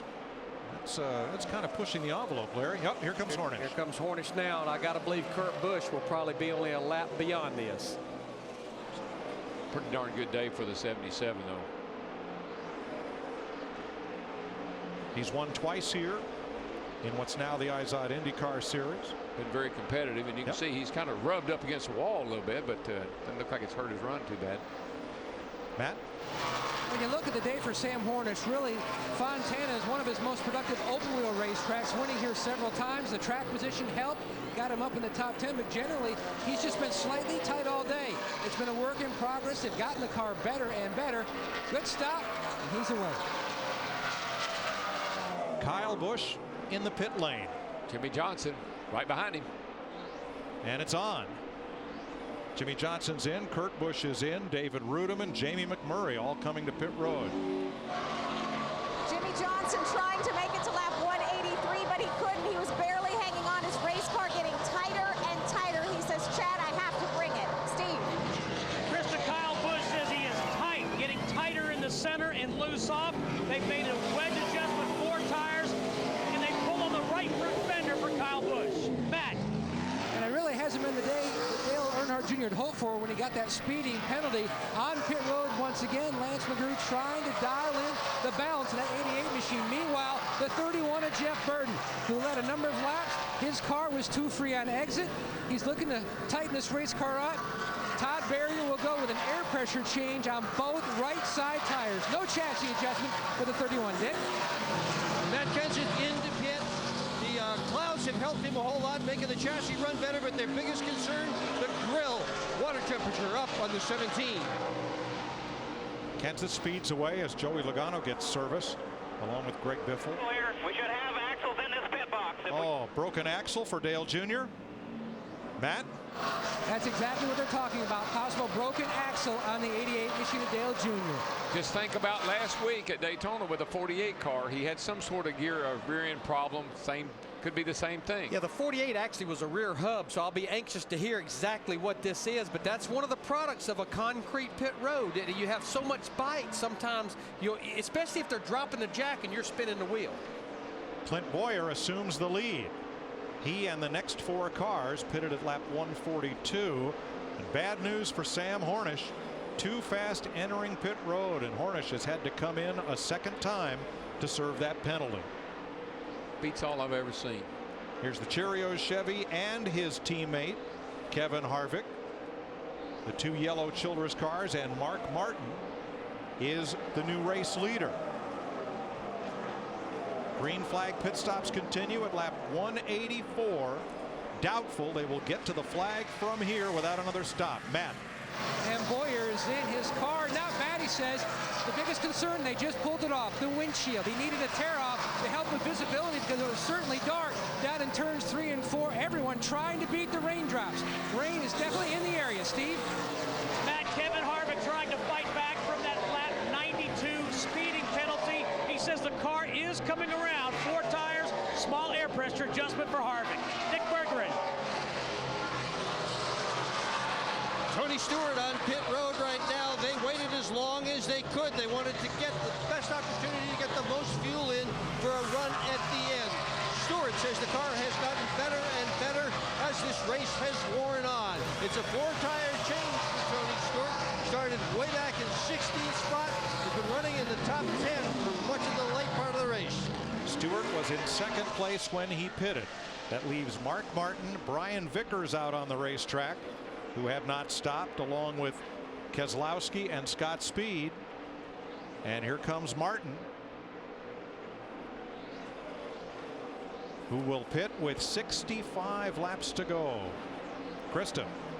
And Mark Martin was trying to outlast Mother Nature. They hung out there as long as they could. Alan Gustafson telling his driver, you have to bring it in. But Mark is happy with the car. No adjustments. 4 tires for Mark Martin. Now the question for Brian Vickers, do you stay out hoping for that rain caution, or do you let everybody on fresh tires run quicker laps than you can right now? Yeah, because we pointed out earlier, he's going to be getting about beat by 2 seconds a lap. Yeah, and you don't want to get caught out by Mother Nature on the back straightaway out of gas. You see the dark clouds to the west, sunshine behind it, but this one little rain system can raise havoc with this race. Well, our weather guy said we may have a few spotted showers this afternoon, and we've been pretty fortunate so far.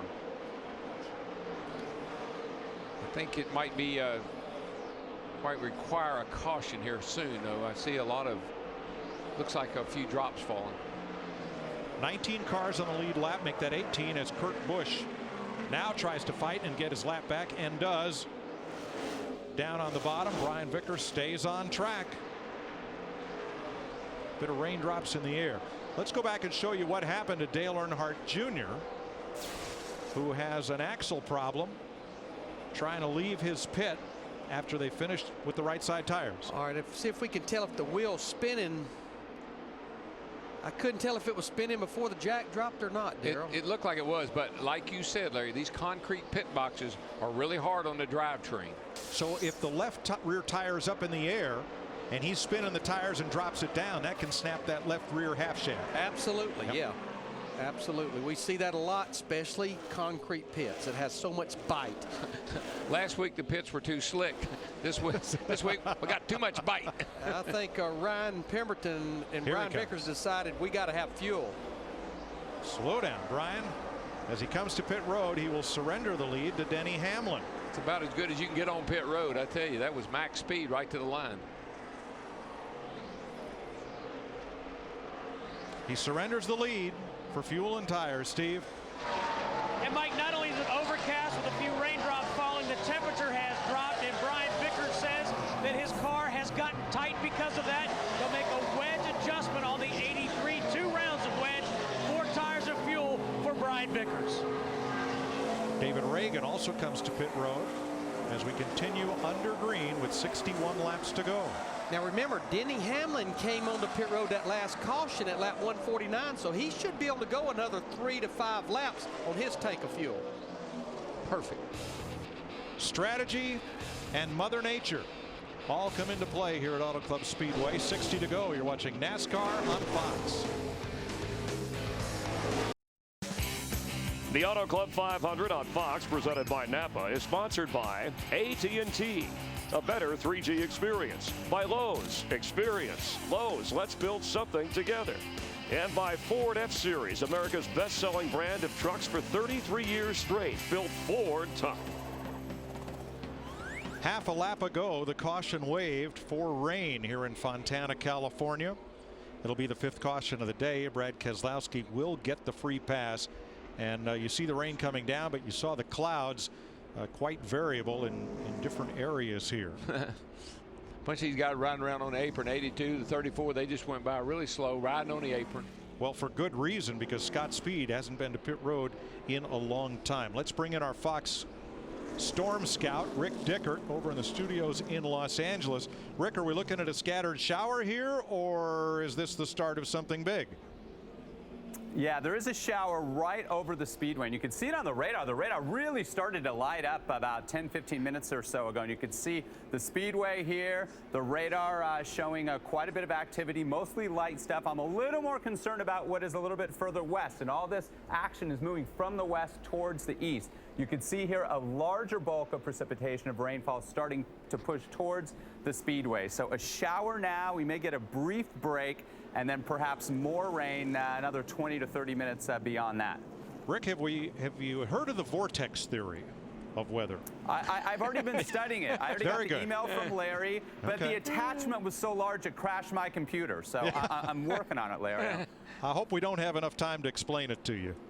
Thanks, Rick. All right. Guys, this is interesting. Denny Hamlin has come to pit road. Steve, let's talk about him. Then we'll tell you who just took the lead. Larry, he has to. They had certainly talked about it, but he is going to run out of gas. They have got to come in and get fuel. Scott Speed in that same situation. He is the new leader. And Regan Smith was running in the top 5. He also comes for Sunoco race fuel. Krista?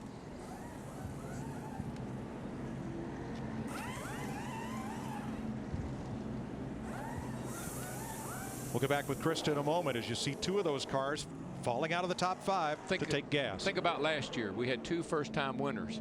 Both of them were because of rain. We had Logano at New Hampshire, and we had Rudeman at Charlotte. Yeah. So rain has been the friend of a first-time winner. But even with these cautions, he's been out there 52 laps. And if you notice through the corners, he's riding on the apron. It's flatter there because the fuel pickup in these cars is in the right rear corner. That way, when you're going through there at speed, the fuel goes over to the pickup under caution. It runs away from it on the banking.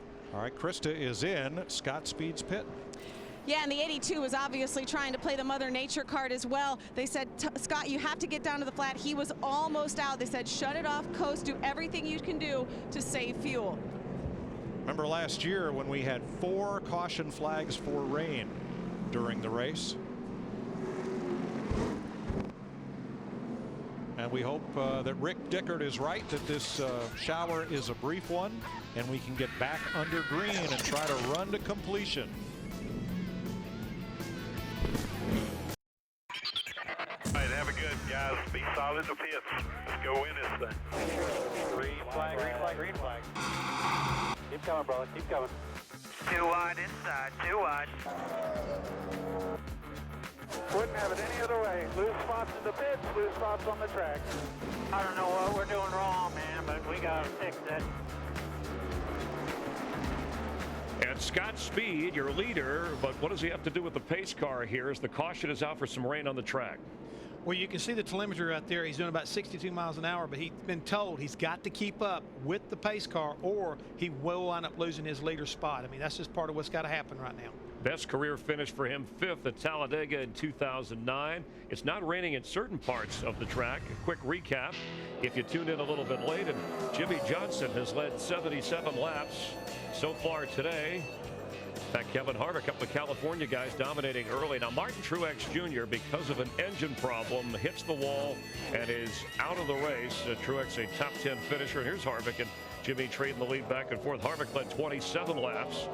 Casey Kane had some problems, the highest running Ford. Yeah, he was about to get into Juan Pablo Montoya, and you see him right there. He gets loose off the corner, down through the grass he goes, tears up that right front fender. But here's the most interesting part of the day here. A tire gets away from the one car. Look at the athletic ability of the tire carrier. He avoids the 29 car and continues. And he was okay, although pit road penalties an issue. Here, Juan Montoya, who started on the front row, led 29 laps of blown engine. And then Ryan Newman, another DNF. That's back-to-back. He had only won all of last year. In fact, he and Tony Stewart completed the most laps last year, 99.7, but 4 blown engines, and then the pit road mishap with an axle problem for Junior. Yeah, he thought he had a flat tire. He came down to try to get that thing taken care of, and guys, his day is pretty much toast because they didn't have an axle ready to go in the car to begin with. So 13 leaders, 24 lead changes, and this our 5th caution with 53 laps to go. And Chris, I was telling you about how sometimes a crew chief's job is to, be in command of things. Take a listen to what happened during that pit stop. Just get real loose. Oh, I got a flat, damn it. I'm coming. Here we are. All right, you said broke axle. 4 tires, guys. 4 tires and fuel. Bud, give me an axle, quick. Hurry up, guys. It's hustle. We need an axle here. We should have axles in this pit box. If we don't, that's a problem.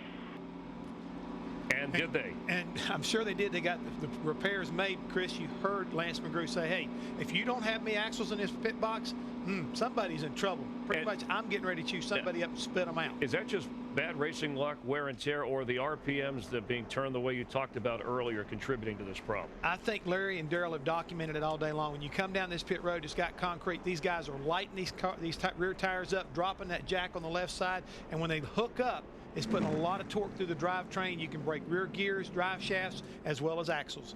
Well, it's the wildest collection of talent ever assembled at trackside. Singers, dancers, comedians, maybe even a slice of peasy, a whole lot more, and it'll grab America by the muffler. Are you the talent that NASCAR Nation is looking for? It's Fast Track to Fame coming soon. Check it out on Speed. Let's check things out upstairs and rejoin Darrell, Larry, and Mike as Scott Speed is coming in right now, Mike. Thanks, Chris. You heard a big cheer from the crowd, and that was because they've given the 1 to go sign. They're going to get this race restarted, so no reason for Scott Speed to stay out. Mother Nature's not going to win this round. There is quite a storm just to the west of the Speedway. It may pass us to the north, though. Krista? Scott Speed was doing everything he could. He said he lost fuel pressure, then started shaking the car, said, okay, fuel pressure's back, but had to come in. They were almost completely dry. Bobby Labonte also stops, as does Travis Quapple and Kevin Conway. And there were a lot of caution laps there, but Jimmy Elliott Scott Speed ran 56 laps on fuel. Wow. Robbie Gordon takes the wave around and will be ready for the restart this time. Jeff Burton leading Kyle Busch, Clint Boyer, Jeff Gordon, Jimmy Johnson, Kevin Harvick, Mark Martin, the defending race winner Matt Kenseth, then Tony Stewart and Greg Biffle. In situations like that, Larry, it always makes me question the number of laps somebody can run. Somebody inevitably will mess that up. NASCAR has safety observers stationed all around the racetrack, and the report is there is some rain coming down, so they have waved off the restart for the moment. It's a big racetrack. You can have rain over in the third turn and not know it, and you bail off an air at over 200 miles an hour. Not a good thing. Now, since everybody had just made pit stops under green, a lot of drivers took the wave around. One of those was Paul Menard, along with Elliott Sadler, David Reagan, Mike Bliss, Sam Hornish, and David Gilliland all took the wave around. You know, I look at Kim Burton sitting on that pit box. Kind of reminds me of a lady that sat on. They didn't have pit boxes that often, but Stevie Waltrip, is there a lap you raced, unless she was home having Jessica or Sarah, that she wasn't on that pit box or in those pits when you were racing, Darrell? And she looked exactly like Kim does. Intense. Stevie had a job. She calculated the mileage on the car. I mean, that was her job. Did a pretty good job at the 89 500. She did. She won us a lot of races. 50 laps to go.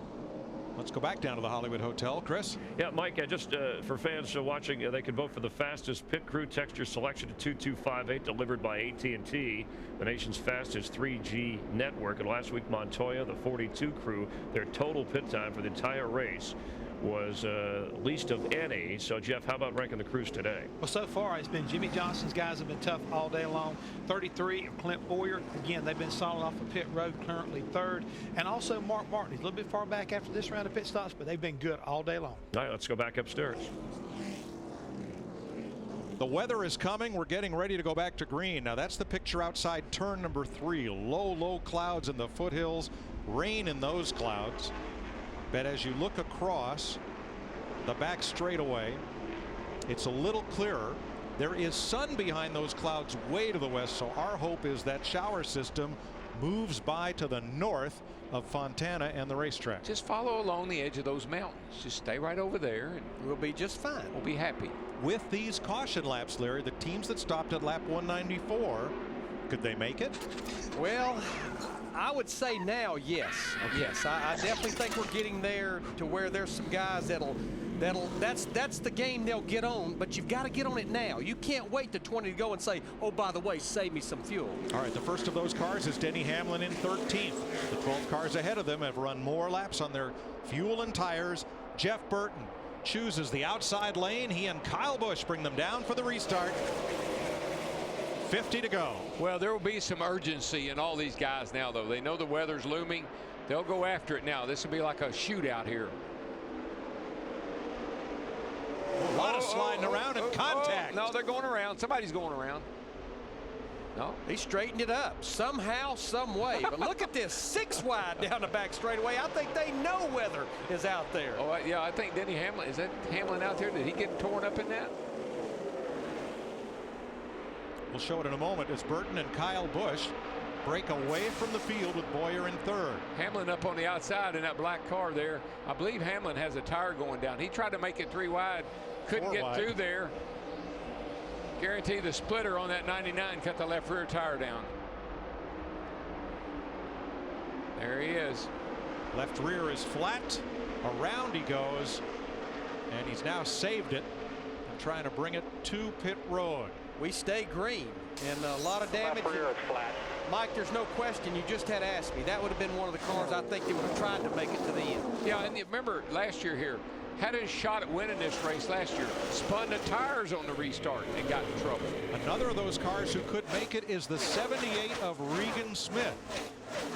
The New York State driver has worked his way well up into the top 10. He is 7th in the 78. And he's really not running that bad. He's running right there behind Jimmy Johnson and hanging on pretty darn good. The car looks great. Regan Smith. He's the black car right behind Jimmy Johnson. You put him up there in the top 10, you give him something to race now. He's a pretty good little old wheel man, I'm telling you. Yes, he is. They run the Hendrick engine package in that car. One rookie of the year, his first season out. He's going to get up in there and mix it up with the boys, looks like. I'll tell you who's mixing it up. It's taken him over 100 laps to recover from that pit road speeding penalty, but Kevin Harvick in that 29 car goes by Jimmy Johnson in the 48. I believe the 29 has the best race car at this point anyway. But of those top 10, the 2 with the most fuel are Regan Smith and Kurt Busch. If this goes all the way to the checker, they likely will not have to stop. Everybody else? Good question. You got Jeff Burton sitting out there leading, and not too far back here, in 4th place. You got Mark Martin. Those 2 guys, they just amaze me how they race. They race so conservatively, but when it's time to go, you always see them at the front of the field. Jeff Burton has scored more points than any other Sprint Cup driver over the last 5 races, dipping back into 2009.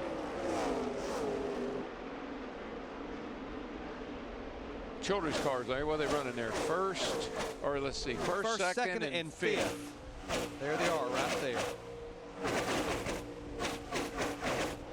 And this time last year, we were only 2 races in. We were saying, what's wrong with those children's cars? Great turnaround. Last year was a tough year for Richard Childress Racing as Jimmy Johnson almost lost it in turn 4. He almost got into the side of Kevin Harvick and nearly threw the chance for both of them to win right out the window. What a save. From above, watch the 48. You just get that big run off that corner, and you need the whole racetrack when you try to turn to stay off the car on the outside of you, back end jumps out. Quite a job staying off of Harvick. Yeah, plus a little arrow, a little air coming off the other car will upset your car too.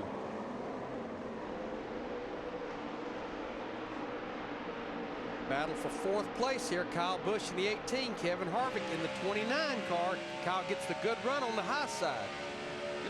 I said Harvick had the best car, and I was convinced he did until the last couple of laps, and all of a sudden he's gone high on the racetrack where he'd been pretty good around the bottom.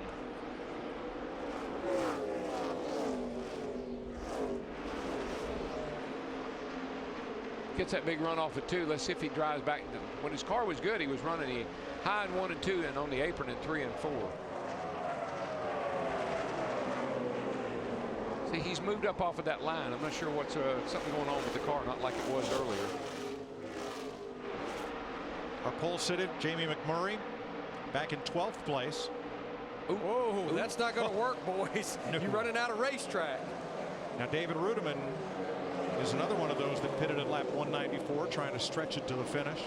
But I think what has happened to this one car, he was real loose.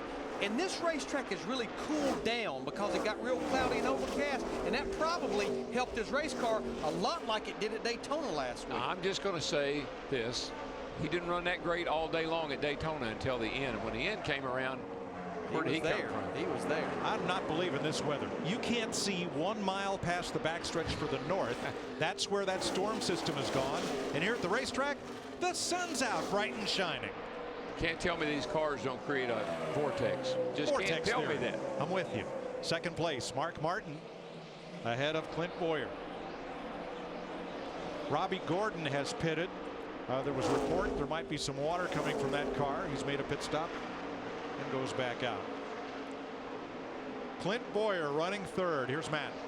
Mike, earlier in the race, Boyer was concerned about the water temperature. It was up over 240 at that juncture. Now he says it's in the same vicinity. That's why he let the 5 go by, hoping to duck in behind if there's any trash on the grill, hoping that pressure change would drop it off. But they have a lot of concern here in the 33 pit.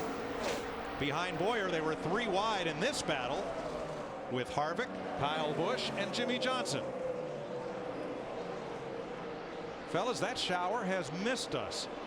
Somebody is getting their garden soaked up there in Rancho Cucamonga, but we stay sunny and green in Fontana. I don't care about the man's garden. I just don't want my racetrack wet. As long as we can stay dry here and get a few more laps in, we'll be looking good. 5th place changes hands for the moment. Steve, how about our Daytona 500 winner? McMurray's fought his way back into the top 10. He's 9th. Well, Mike, I can confirm they last pitted on lap 196, and they are going for it. And that would be, you know, we've got McMurray and Kurt Busch. That's the guys that will have to go the shortest distance. Both of them pitted, as Steve just said, on lap 196. And his car is the best, I believe, it's been all day, Larry. He looks good around the racetrack. Got Tony Stewart right behind him, and he's been able to gap him a little bit. Now, Darrell, Jeff Burton, if he stays on the racetrack, is going to have to run 68 laps, and that's all but impossible. But as the leader, well, here's Boyer to pit road. I believe Boyer's. Did I see steam coming up out? Yeah, he's got steam. He had been running hot earlier.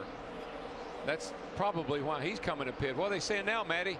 DW 250 degrees. Shane Wilson said we will short pit in a few laps. Just hang on. Boyer said we cannot wait. We have to come now. That's why they've called him to pit road. You can see the steam coming out of the overflow on the hood. Definitely overheating on Boyer's Chevrolet.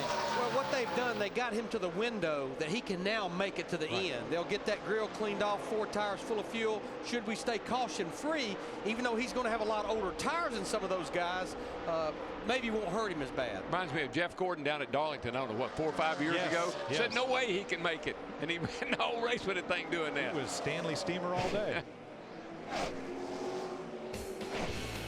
Jeff Burton, your leader. Mark Martin, Kevin Harvick, Jimmy Johnson, and Kyle Busch all have a long way to go on this tank of gas if we stay green. The Auto Club 500 on Fox, presented by Napa, is sponsored by Sprint, proud sponsor of the NASCAR Sprint Cup Series, by Viagra, and by Subway Restaurants. Now any regular footlong is just $5, any, so hurry in. 34 laps to go as Sprint brings you an inside look at what's happening now inside the NASCAR Sprint Cup Series. There's how many eyeballs? I wonder if that's eyeballs or pairs glued to NASCAR Sprint Cup Mobile. Mark Martin has the fastest lap of the race right there. For more, check out NASCAR Sprint Cup Mobile at sprint.com/speed. 2 things you got to have, Larry: fuel and water. We're just hoping we don't get too much water. Water in the engine, not on the hood. Not on the hood. These 3 drivers have had their own little pinball battle for about 12th place. Watch this. Rudem on the outside, Keselowski in the middle, and Scott Speed. Once, twice, 3 times. Try for 4. Yeah, right there. And best friends from yesterday's nationwide race, Greg Biffle and Joey Logano in the 20. Whoa. Biffle got into Logano on the final restart, and Logano said that cost him the race. I think he just got into him again, and that's not for the win. And that actually started at the Fall Nationwide Series race here last year. And all those cars are racing for 11th place right now. That big weather system has missed us. It's just barely to the north as Jeff Burton tries to win his first Sprint Cup race since October of 2008, 42 races ago. Yeah, I mean, we talked about Richard Childress racing a lot. We talked about him in the pre-race. Of course, now Clint Boyer has had his problems. He certainly wants to see this race go caution-free, and then it would cycle through. But you've got 2 of the Childress cars up there, 1st and 3rd.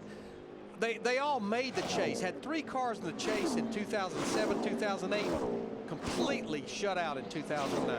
Larry Gordon just went by, and I heard the engine, and it is definitely laying down on him. It's down the cylinders he went by this last time. So Gordon. That's Jeff Gordon? Yeah, Jeff Gordon. Second place race, Kevin Harvick. Yeah, I've been watching the lap times. Harvick is the best of those 3 cars there in the front. He's a little better than Mark, and he's a little bit quicker than Burton, but he's got a long way to go to catch Burton. Mike Bliss just pitted out of 22nd place for Sunoco Race Fuel. He can make it to the finish now. You know, one thing I noticed, and I kept an eye on Harvick because I thought he had a pretty good race car. He adjusted his line from what he was running earlier in the day and really picked up a lot of speed. Yeah, because in 3 and 4, most of the day he was on the apron, just like Burton has been. And now he's found the high groove, and it's really improved his lap times. Let's show you if he got a little too high the last time around, Darrell. That's what happens to you, man. You just get up there so close. Nah, that was perfect. I didn't even see any dust fly. That's the tightrope you walk when you get up next to that wall like that. There's a little grip up there, maybe more than anywhere else. But boy, you're right up next to that fence if it slips. Well, with storm clouds looming to the west, and I'm not sure this next system is going to miss us. How about one more NASCAR on Fox? Crank it up now with 30 laps to go.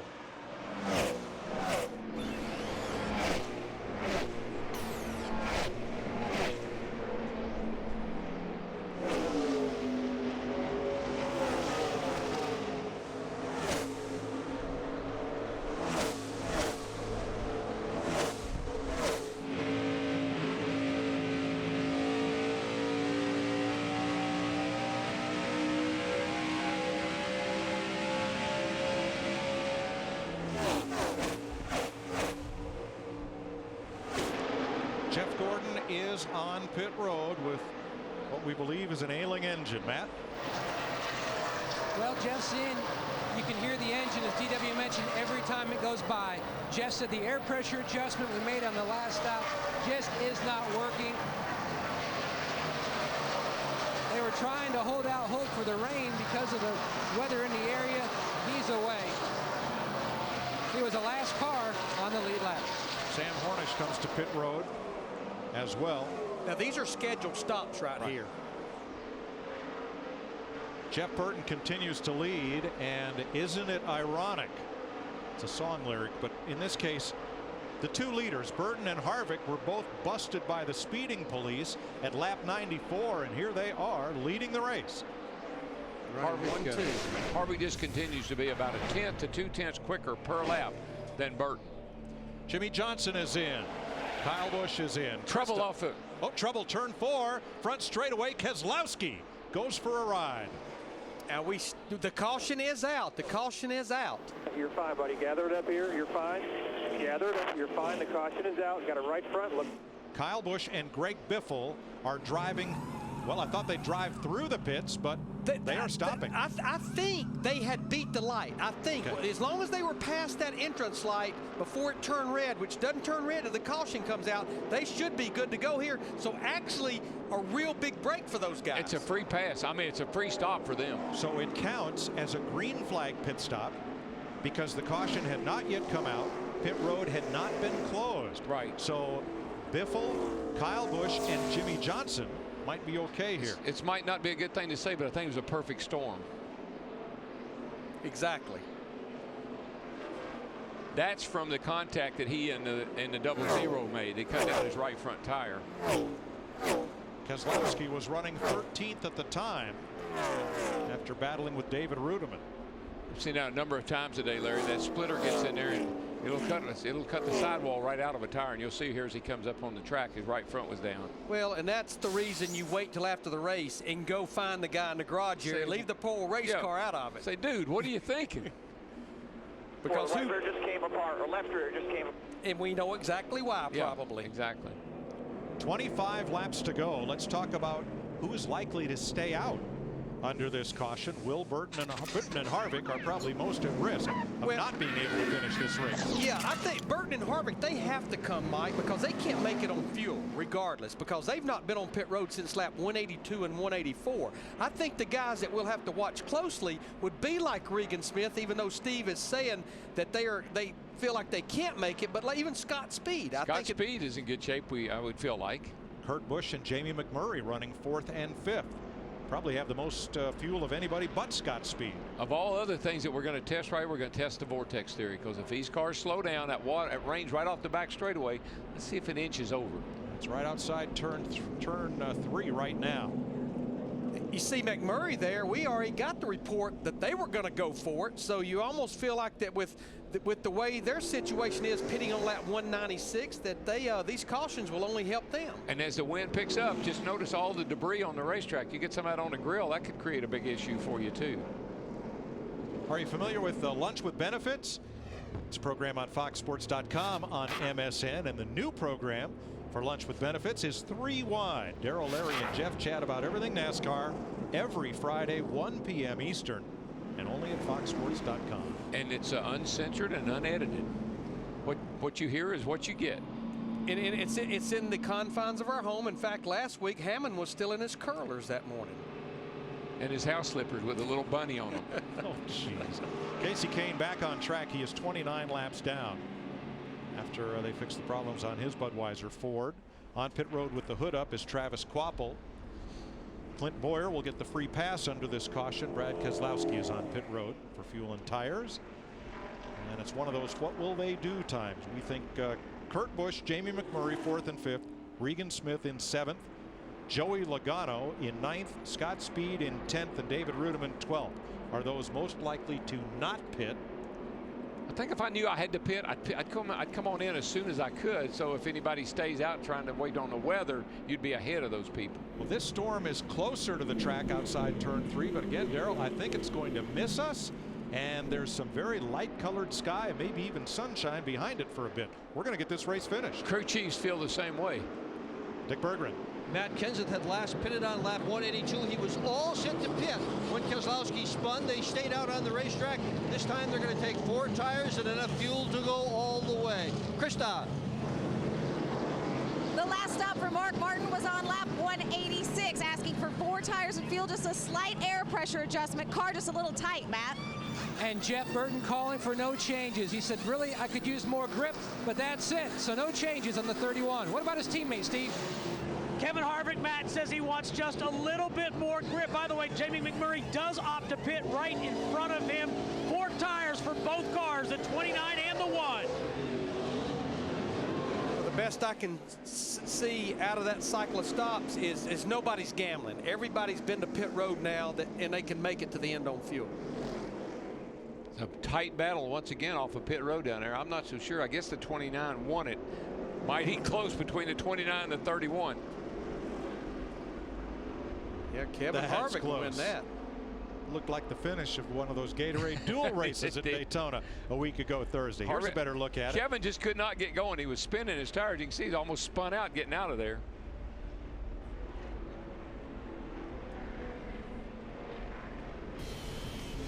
Kim Burton applauds Jeff Burton's quick pit stop. We're going to get back to racing here. 24 laps to go. You're watching NASCAR on Fox.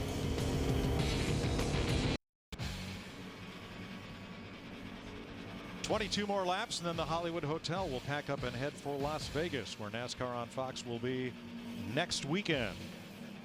Between now and then, you can buckle up for fantasy racing action. Take the checkered flag every week as you build a championship team while staying within a salary cap. Choose 5 drivers before the green flag waves. Challenge your friends. Log on to Auto Racing Challenge at foxsports.com today. Keyword auto. Over turn 3, the clouds are dark and they are getting ever closer to the racetrack. But over turn 4, there's sunshine in the distance. I think we might have just enough time to get 22 laps in. Look at this strange weather formation that we've had here today in Southern California. Jimmy Johnson is the leader. Johnson pitted just before the caution flag came out, and thus that was judged a green flag pit stop for Jimmy Johnson and Chad Knaus. Chris Myers? Mike, we've had some adventures on pit road, and Jeff, you were just observing something moments ago. Well, we've been talking, Daryl's been talking about, Kevin Harvick not being able to get launched like he needs to. Look right behind the orange car at the bottom of your screen. The yellow car is Harvick trying to get out. The one car has pretty much been in his way all day long, not allowing him to launch straight out of his pits. He's having to really cut the car hard to the right to get out, and then back to the left, which is loosening up the back end when the tires are spinning. So that's one of the things that's really hurt him all day long, is being behind Jamie McMurray, our Daytona 500 champion. The second incident, we had the tire issue. They both were penalized on pit road. Harvick for speeding, and the tire from the crew of McMurray. Everything really is so close down on pit road, and a lot of the guys who are crew chiefs, they try to pick where the guy in front of them will, they fall out of the race, or they'll wind up having an opening. And this is one of those times where all day long, Jamie McMurray, he's not going anywhere. You take a look right there. There's Kevin Mannion, the crew chief on the one. It's just the way circumstances are, but this is something you can't have happen late in the race. It could hurt your chances to win. McMurray starting on the pole, never led a lap. Matt Kenseth is a new crew chief. Todd Parrott, third among crew chiefs in active victories. Yeah, they're having a pretty good day today. Matt is the defending champion here, and currently they're 6th. And there's Todd Berrier, former crew chief of Kevin Harvick. Now with Jeff Burton. Jeff Burton. I mean, they've had a big turnaround with their situation from a year ago, and there's Gil Martin now, Kevin Harvick's crew chief. So these two guys, they're both racing for RCR. But here's a driver who's having trouble. He's got something broke on the right front of that car. It looks like it definitely has a flat tire, but he may have an A-frame broke or something. Let's rejoin Daryl, Larry, and Mike. Denny Hamlin coming around. Now let's show you what happened on the race off pit road that made Jimmy Johnson the leader here. You will see at the line, he is coming off pit road after what was judged a green flag stop, and he gets to that line before Jeff Burton. However, Greg Biffle and the 18 of Kyle Busch get to that line after the leader, so they are a lap down to the leader. Johnson is not. Johnson came around and got in line. Everybody else on the lead lap pitted, so Jimmy is the leader. That put Kyle Busch and Greg Biffle, along with 7 other cars, in the position of being ahead of the leader. They were just waved around the pace car. Now they're at the tail end of the lead lap. Daryl said it perfectly. It was a perfect storm, or a perfect world for that 48 car. Couldn't have worked out any better. Johnson, Harvick, Burton, Martin, and Kurt Busch are the front 5. We go back to green. 21 to go. Look at Harvick in that 29 getting that run on the high side. Oh man, Burton just about got into him. The car didn't stick for Burton down underneath his teammate Kevin Harvick, and that was almost Crash City. Every restart, Daryl, the first 4 or 5 laps, Jeff Burton's had trouble getting off the corner. The car gets loose on him, and then he settles down, but he's going to need all 20 laps under green, I think, to have a chance to get back at the front. I think you're right, because there's a bunch of hungry hounds lined up behind him right now, and they're going 3 and 4 wide back here. There's Mark Martin all the way down on the apron. Matt Kenseth, Tony Stewart, Kurt Busch, Joey Logano, and the fight is on. They all got fresh tires, and they all know the end is near. Look at Kurt Busch and the 2 on the high side. And I got a bumper, and I'm not afraid to use it. The black flag was for Denny Hamlin. He was a wave around car, but then he pitted. That's not allowed after you get a wave around. Watch that 33 of Boyer. He's coming. Yeah, he is a man on a mission because he's got a great race car, just like that 18 green car of Kyle Busch. But they know they've got to make up a lot of ground in a short time to do it. Boy, they were picking them off one by one, though, as they come down through here. 18 to go. Johnson walking away from Harvick. Burton holding third. 3 wide mid-pack. Everybody trying to get what they can get while their tires are fresh. And Jimmy Johnson, that last lap, he just ran one of the fastest laps that we've had in this race at a 39.75. That's bad fast. Krista? How much fun is the 48 having? Jimmy said before that restart, you know, I've been a little loose. Chad Knaus' crew chief said, you've led 3/4 of this race. Jimmy said, well, not on restarts. Chad said, give me a break. You know what they normally would hear? Hey, man, you're a 4-time champion.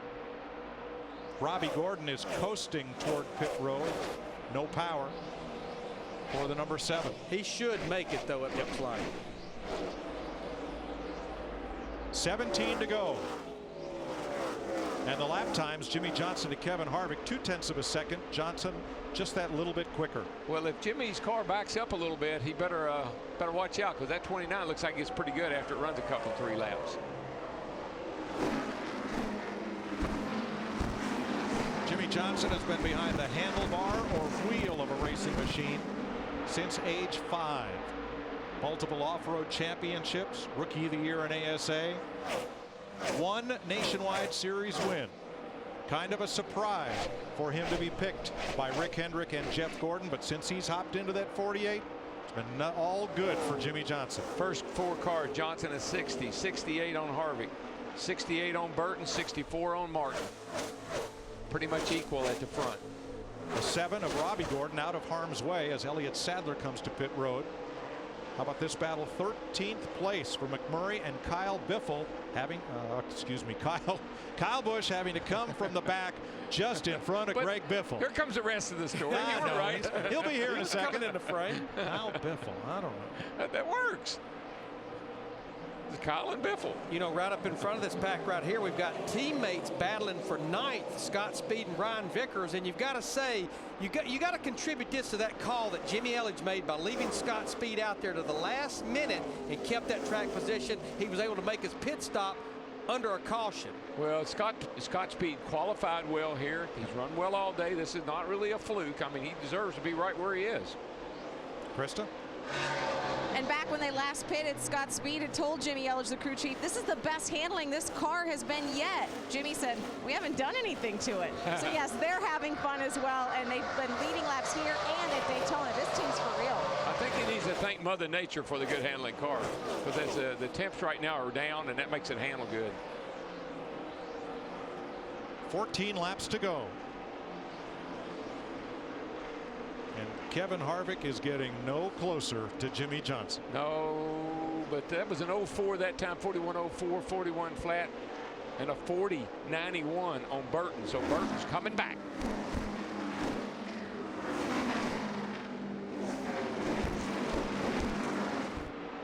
Jeff Burton needs that long run there. Looks like he's going to get it. Yeah, it does. And I think he's going to get up here and get after Harvick. And then it's just a matter if he has enough time to get back to Johnson. If Johnson slows, could be trouble for him. You know, Darrell, to support what you were talking about, the track temperature itself, the surface temperature has dropped over 10 degrees since we started. That solves a lot of handling problems, a lot of grip. A lot of rain clouds, and they are getting closer than they've ever been over turn 3. Man, there's stuff swirling in the air, and it's raining right over off the back straightaway, but we're racing. Here comes Burton on the outside of Kevin Harvick. Got a great run. Looks like will not put up a fight. Oh, I'm wrong. Again. I think they'll fight it to the end right there. But Harvick might let him by. They are teammates, wouldn't you know? He might. And both of them want to win very badly. Harvick might let him by, but I think it's going to be more like Burton's going to have to drive by.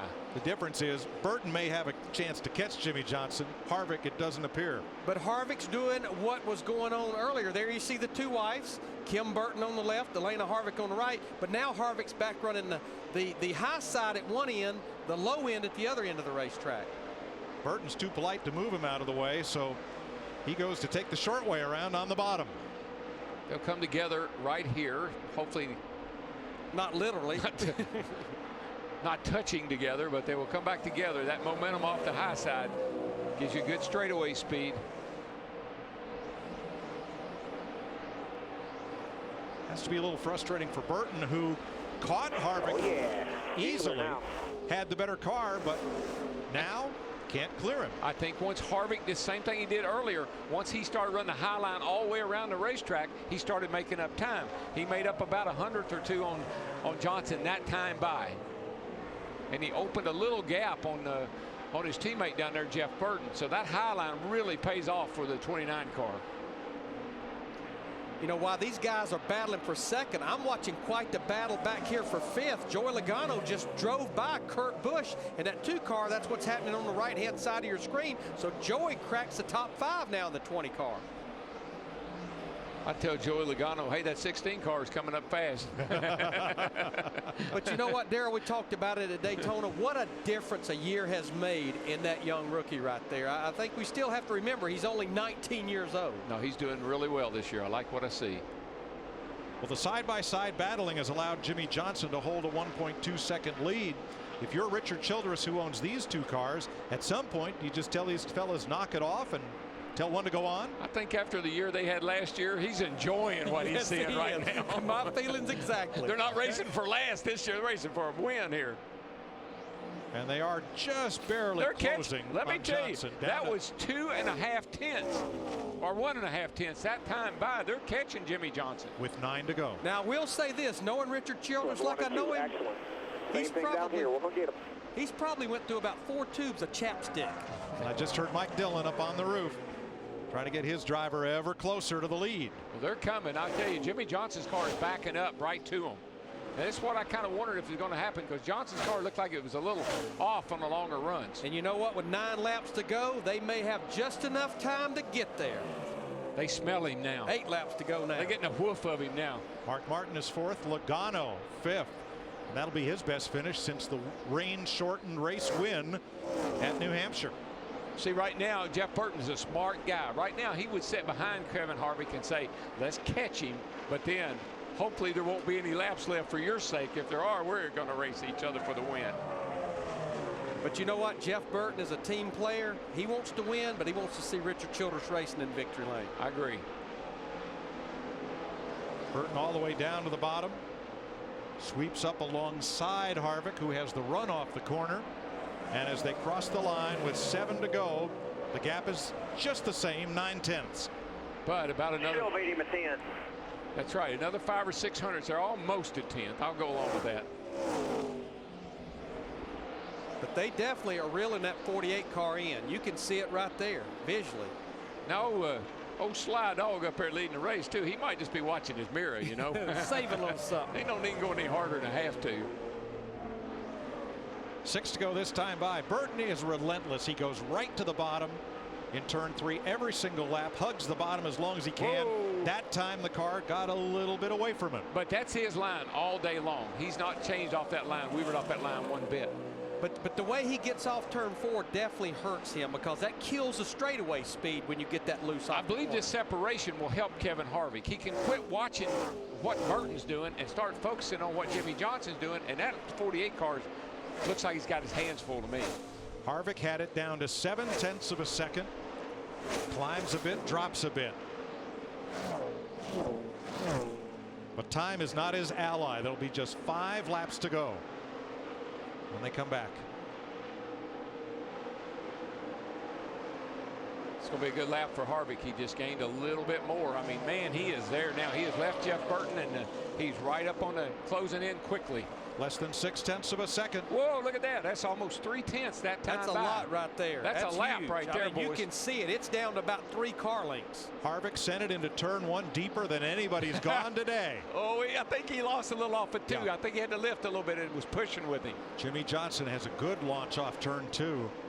Half a second. And that's what you have to make sure. No matter what you do getting in, you've got to get a good run off the corner to maintain that speed down the straightaway. Well, it takes it takes so much concentration when you're running that close to the wall to stay off the wall. Now you got to think about staying off the wall, plus catch this dude, and he's caught him. Harvick is awesome off 4. 4 to go. Update a couple stories further back. Jeff Gordon, if they had an engine trouble, it's still running. He's 19th on the lead lap. Regan Smith had a shot at it, but making that pit stop put him back in the pack. He is 20th. But I'm going to tell you what, boys, Harvick is there. Yeah, you know what you're going to hear when they go by this time? New leader, 29 car. El Cajones, Jimmy Johnson, Bakersfield's Kevin Harvick, the two California kids are going to go at it here with 3 laps to go for the win. Jimmy's moved up to try to block Kevin, but this has been where he's been so strong. Yeah, Harvick got in the wall there. He just couldn't turn it down. And a little bit of air that took off of his car really messed him up. It's all good. It's all good. Go make it better. You get him down here. You're way better in 1 and 2. Do need to correct one thing. That's actually Billy O'Day that's Kevin Harvick's spotter. I think, Larry, even though that doesn't knock you out of the race, or you don't, but it hurts the way the car drives. See, it knocks the toe off just enough that you lose you lose that feel that you had. I got behind him over there. Just don't do it again. There'll be 2 to go this time. Here comes Burton fighting back on the bottom. He wants to try to take that second spot away from Harvick. Well, see what happens when you hit the wall like that. It changes things just a little bit about the car. Takes you a lap or 2 to adjust to what the car's doing now. That's all he has is a lap or 2 left, Darrell. Yeah. There's 2 to go. That's what Jimmy Johnson needed, and that's the problem with running up next to that wall. It's fast but dangerous.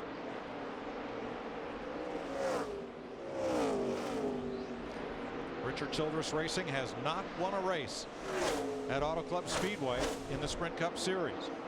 Kevin Harvick spent the morning out down on pit road speaking to some children, some high-risk children, special need children. Well, Childress going to leave here with all 3 cars in the top 10. Boyer's sitting back here. He's in 8th place, so can't complain, man. That's quite a recovery for Clint Boyer. One White at a flag time for Jimmy One Johnson. more good lap, bud. 1.3 ahead of Kevin Harvick. What, we got that battle getting back together for 5th back there with Logano and Kurt Busch. The 2 Childress cars will fight it out for 2nd. It's going to be close between them.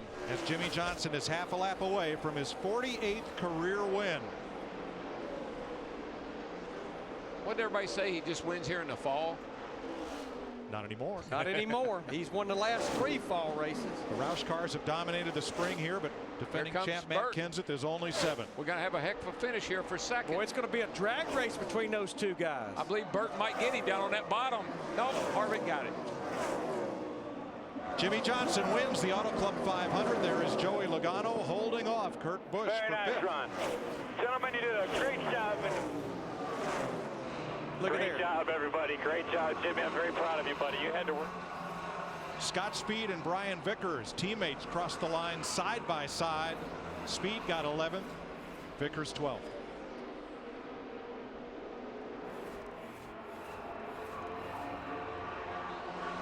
Disaster at Daytona, victory lane in Fontana for Jimmy Johnson.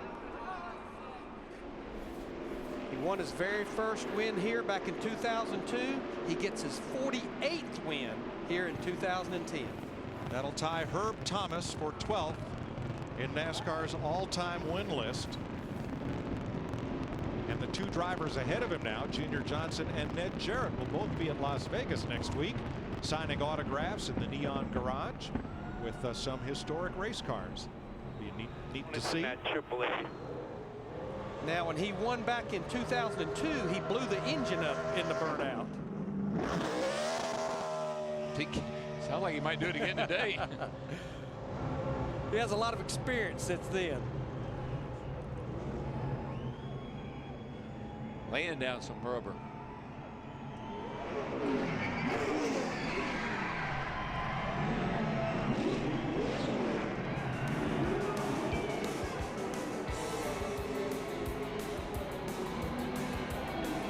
From early on in his career, that big thumb up, the wide smile, and the heavy right foot.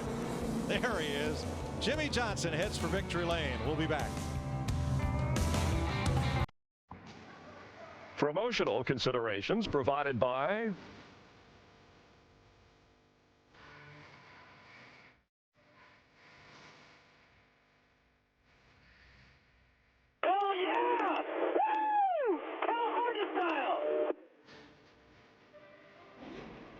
Jimmy Johnson led 8 times today for 101 laps, most of anybody, including the final 24 circuits. Dick Berggren down in victory lane.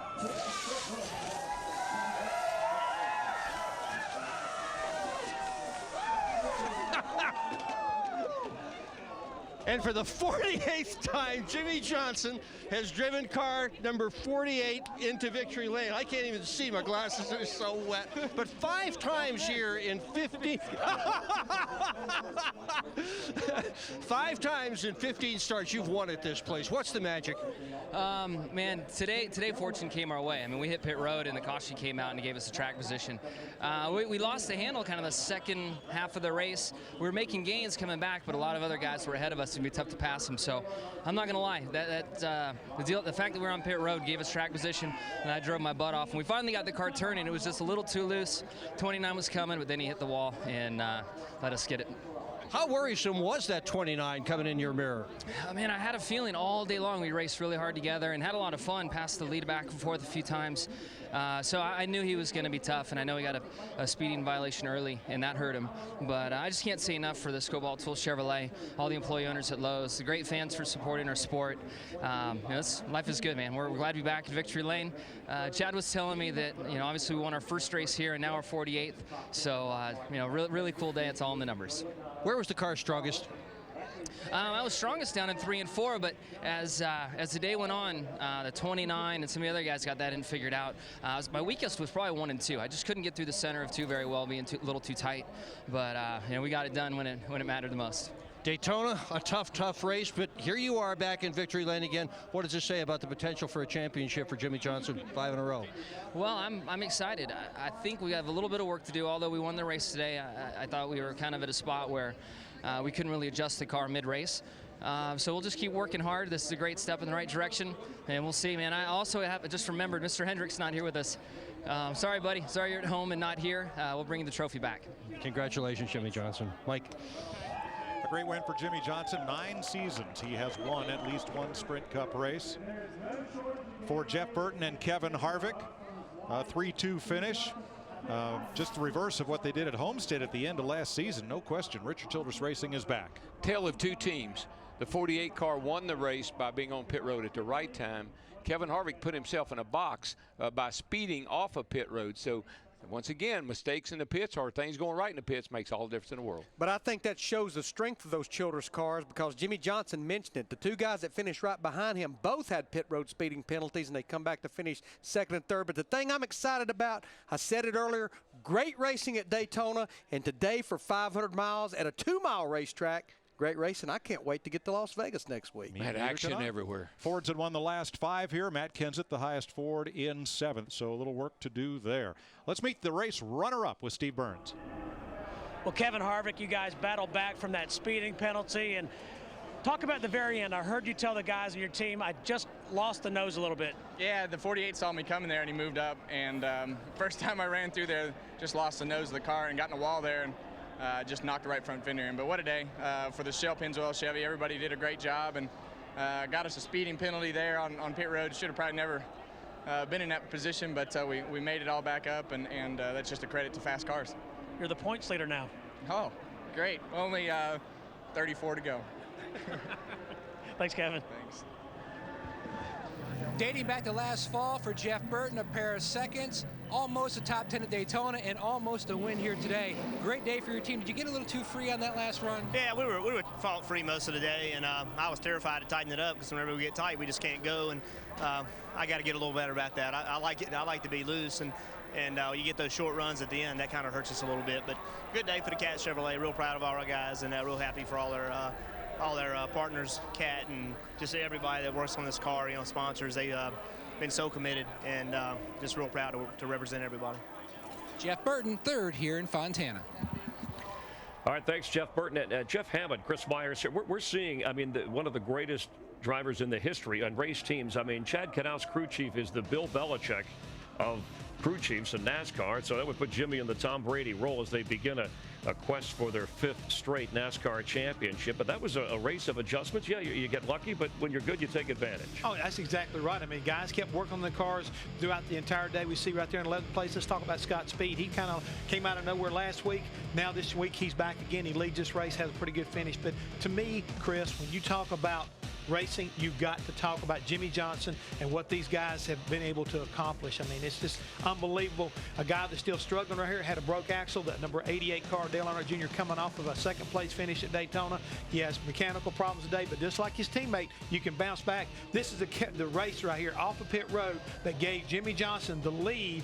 Beating that 31 car back was the difference between winning and losing today. So 48 career wins for the 48 car, and you heard Jimmy talk about the significance of that, and just the adjustment that they had to make throughout the course of the race and the communication, and coming back after they had a miserable day. They didn't finish the Daytona 500, only the 2nd career win in the month of February for Jimmy Johnson. Well, to me, the way you rebound, the way you recover is a show how what true greatness is all about. And this is what this team is the best at. And that guy right there, Chad Knaus in the black jacket standing beside the trophy, he knows how to motivate that guy behind the wheel. And that's, I think, one of the biggest keys. You give Jimmy Johnson the lead, it's hard to get it away from him. I mean, he really is. I mean, he's just tenacious. He saw the 29 car coming. He saw the 31 car coming. He didn't panic. Even when the 29 car got in the wall or right behind his back rear bumper, he did not panic. He just kept, digging. And in the end, he beat him. And we saw his wife, Chandra, expecting their first child in July. Speaking of young, Joey Logano finishing 5th, one of the young drivers, and he is standing by. Last year, Joey Logano said this was the track where he made the biggest gain. So what would you say now? Oh, man, this feels like a win compared to, a year ago when we ran, 35th to 40th here. So I was very, very pleased with the way we ran today. I think last time the fall race, ran 25th to 20th or so, and today run within the top 10 and get a top 5 here at the end was awesome for the whole Home Depot team. This is what we need to do every week, and this makes it a lot more fun when you're racing up here with, racing. You see the front of the pack. That makes it a lot more fun. So. This is really good, to see this, and going into Vegas is a place we ran good last year at the first time we went there. So hopefully we can carry some momentum over and keep the Home Depot 20 team up there. Big smile for the young driver. Thanks, Kristen. As we check points, 2 of 36, but remember 24 races until the chase. You heard Kevin Harvick joke about, hey, we got a long way to go. But look at the Jimmy Johnson after not finishing at Daytona, what that does for him, just staying in that chase window for drivers. It's huge. I mean, it's just gives you that motivation and that momentum again going to Las Vegas. If he can keep it up there. But the other thing, when you take a look who's leading the points right now, the 29 car, but look who's right behind him, the 31, the 33's up at Richard Childers Racing, who missed the chase last year. Who got all 3 of her cars up after 2 races. I know it's early in the season, but you want to get out of the box, Chris. It's so important to be able to get out of these first couple 3 races and be in position to kind of like take advantage of making the chase. Actress Angie Harmon giving Jimmy a hug. Jimmy, what a story from nearby El Cajon. It's near just east of San Diego here. His parents, Gary and Kathy, they work for Jimmy Johnson Racing, but his dad worked for a tire company. His mom drove a school bus, but they let him follow his dream of racing, and now they're one big happy family here in California. They some smart mom and dads, ain't they? Huh? They knew what was going on happening right there. Let the kid cash in. Yeah. All right, so we're going to head to Vegas next week, and with Jimmy on a roll, that's a bad side for the rest of the drivers in NASCAR. You got that right, and besides that, give me all your money now because I know you don't need to be gambling. No, I won't be gambling. It's a gamble on this show every time we appear. You know that on the pre-race show. Coming up next on Fox, except on the West Coast, Till Death, The Simpsons, The Cleveland Show, later Family Guy, and American Dad. You'll Till laugh Death, that could be about us. And we mentioned Vegas, and next week Kyle Busch, who's a hometown kid there with brother Kurt. Remember, he won the first of his 4 races of last year on his hometown track. We always have a good time. Jimmy Johnson, the Associated Press Athlete of the Year off of last year, something that never happened before for a NASCAR driver.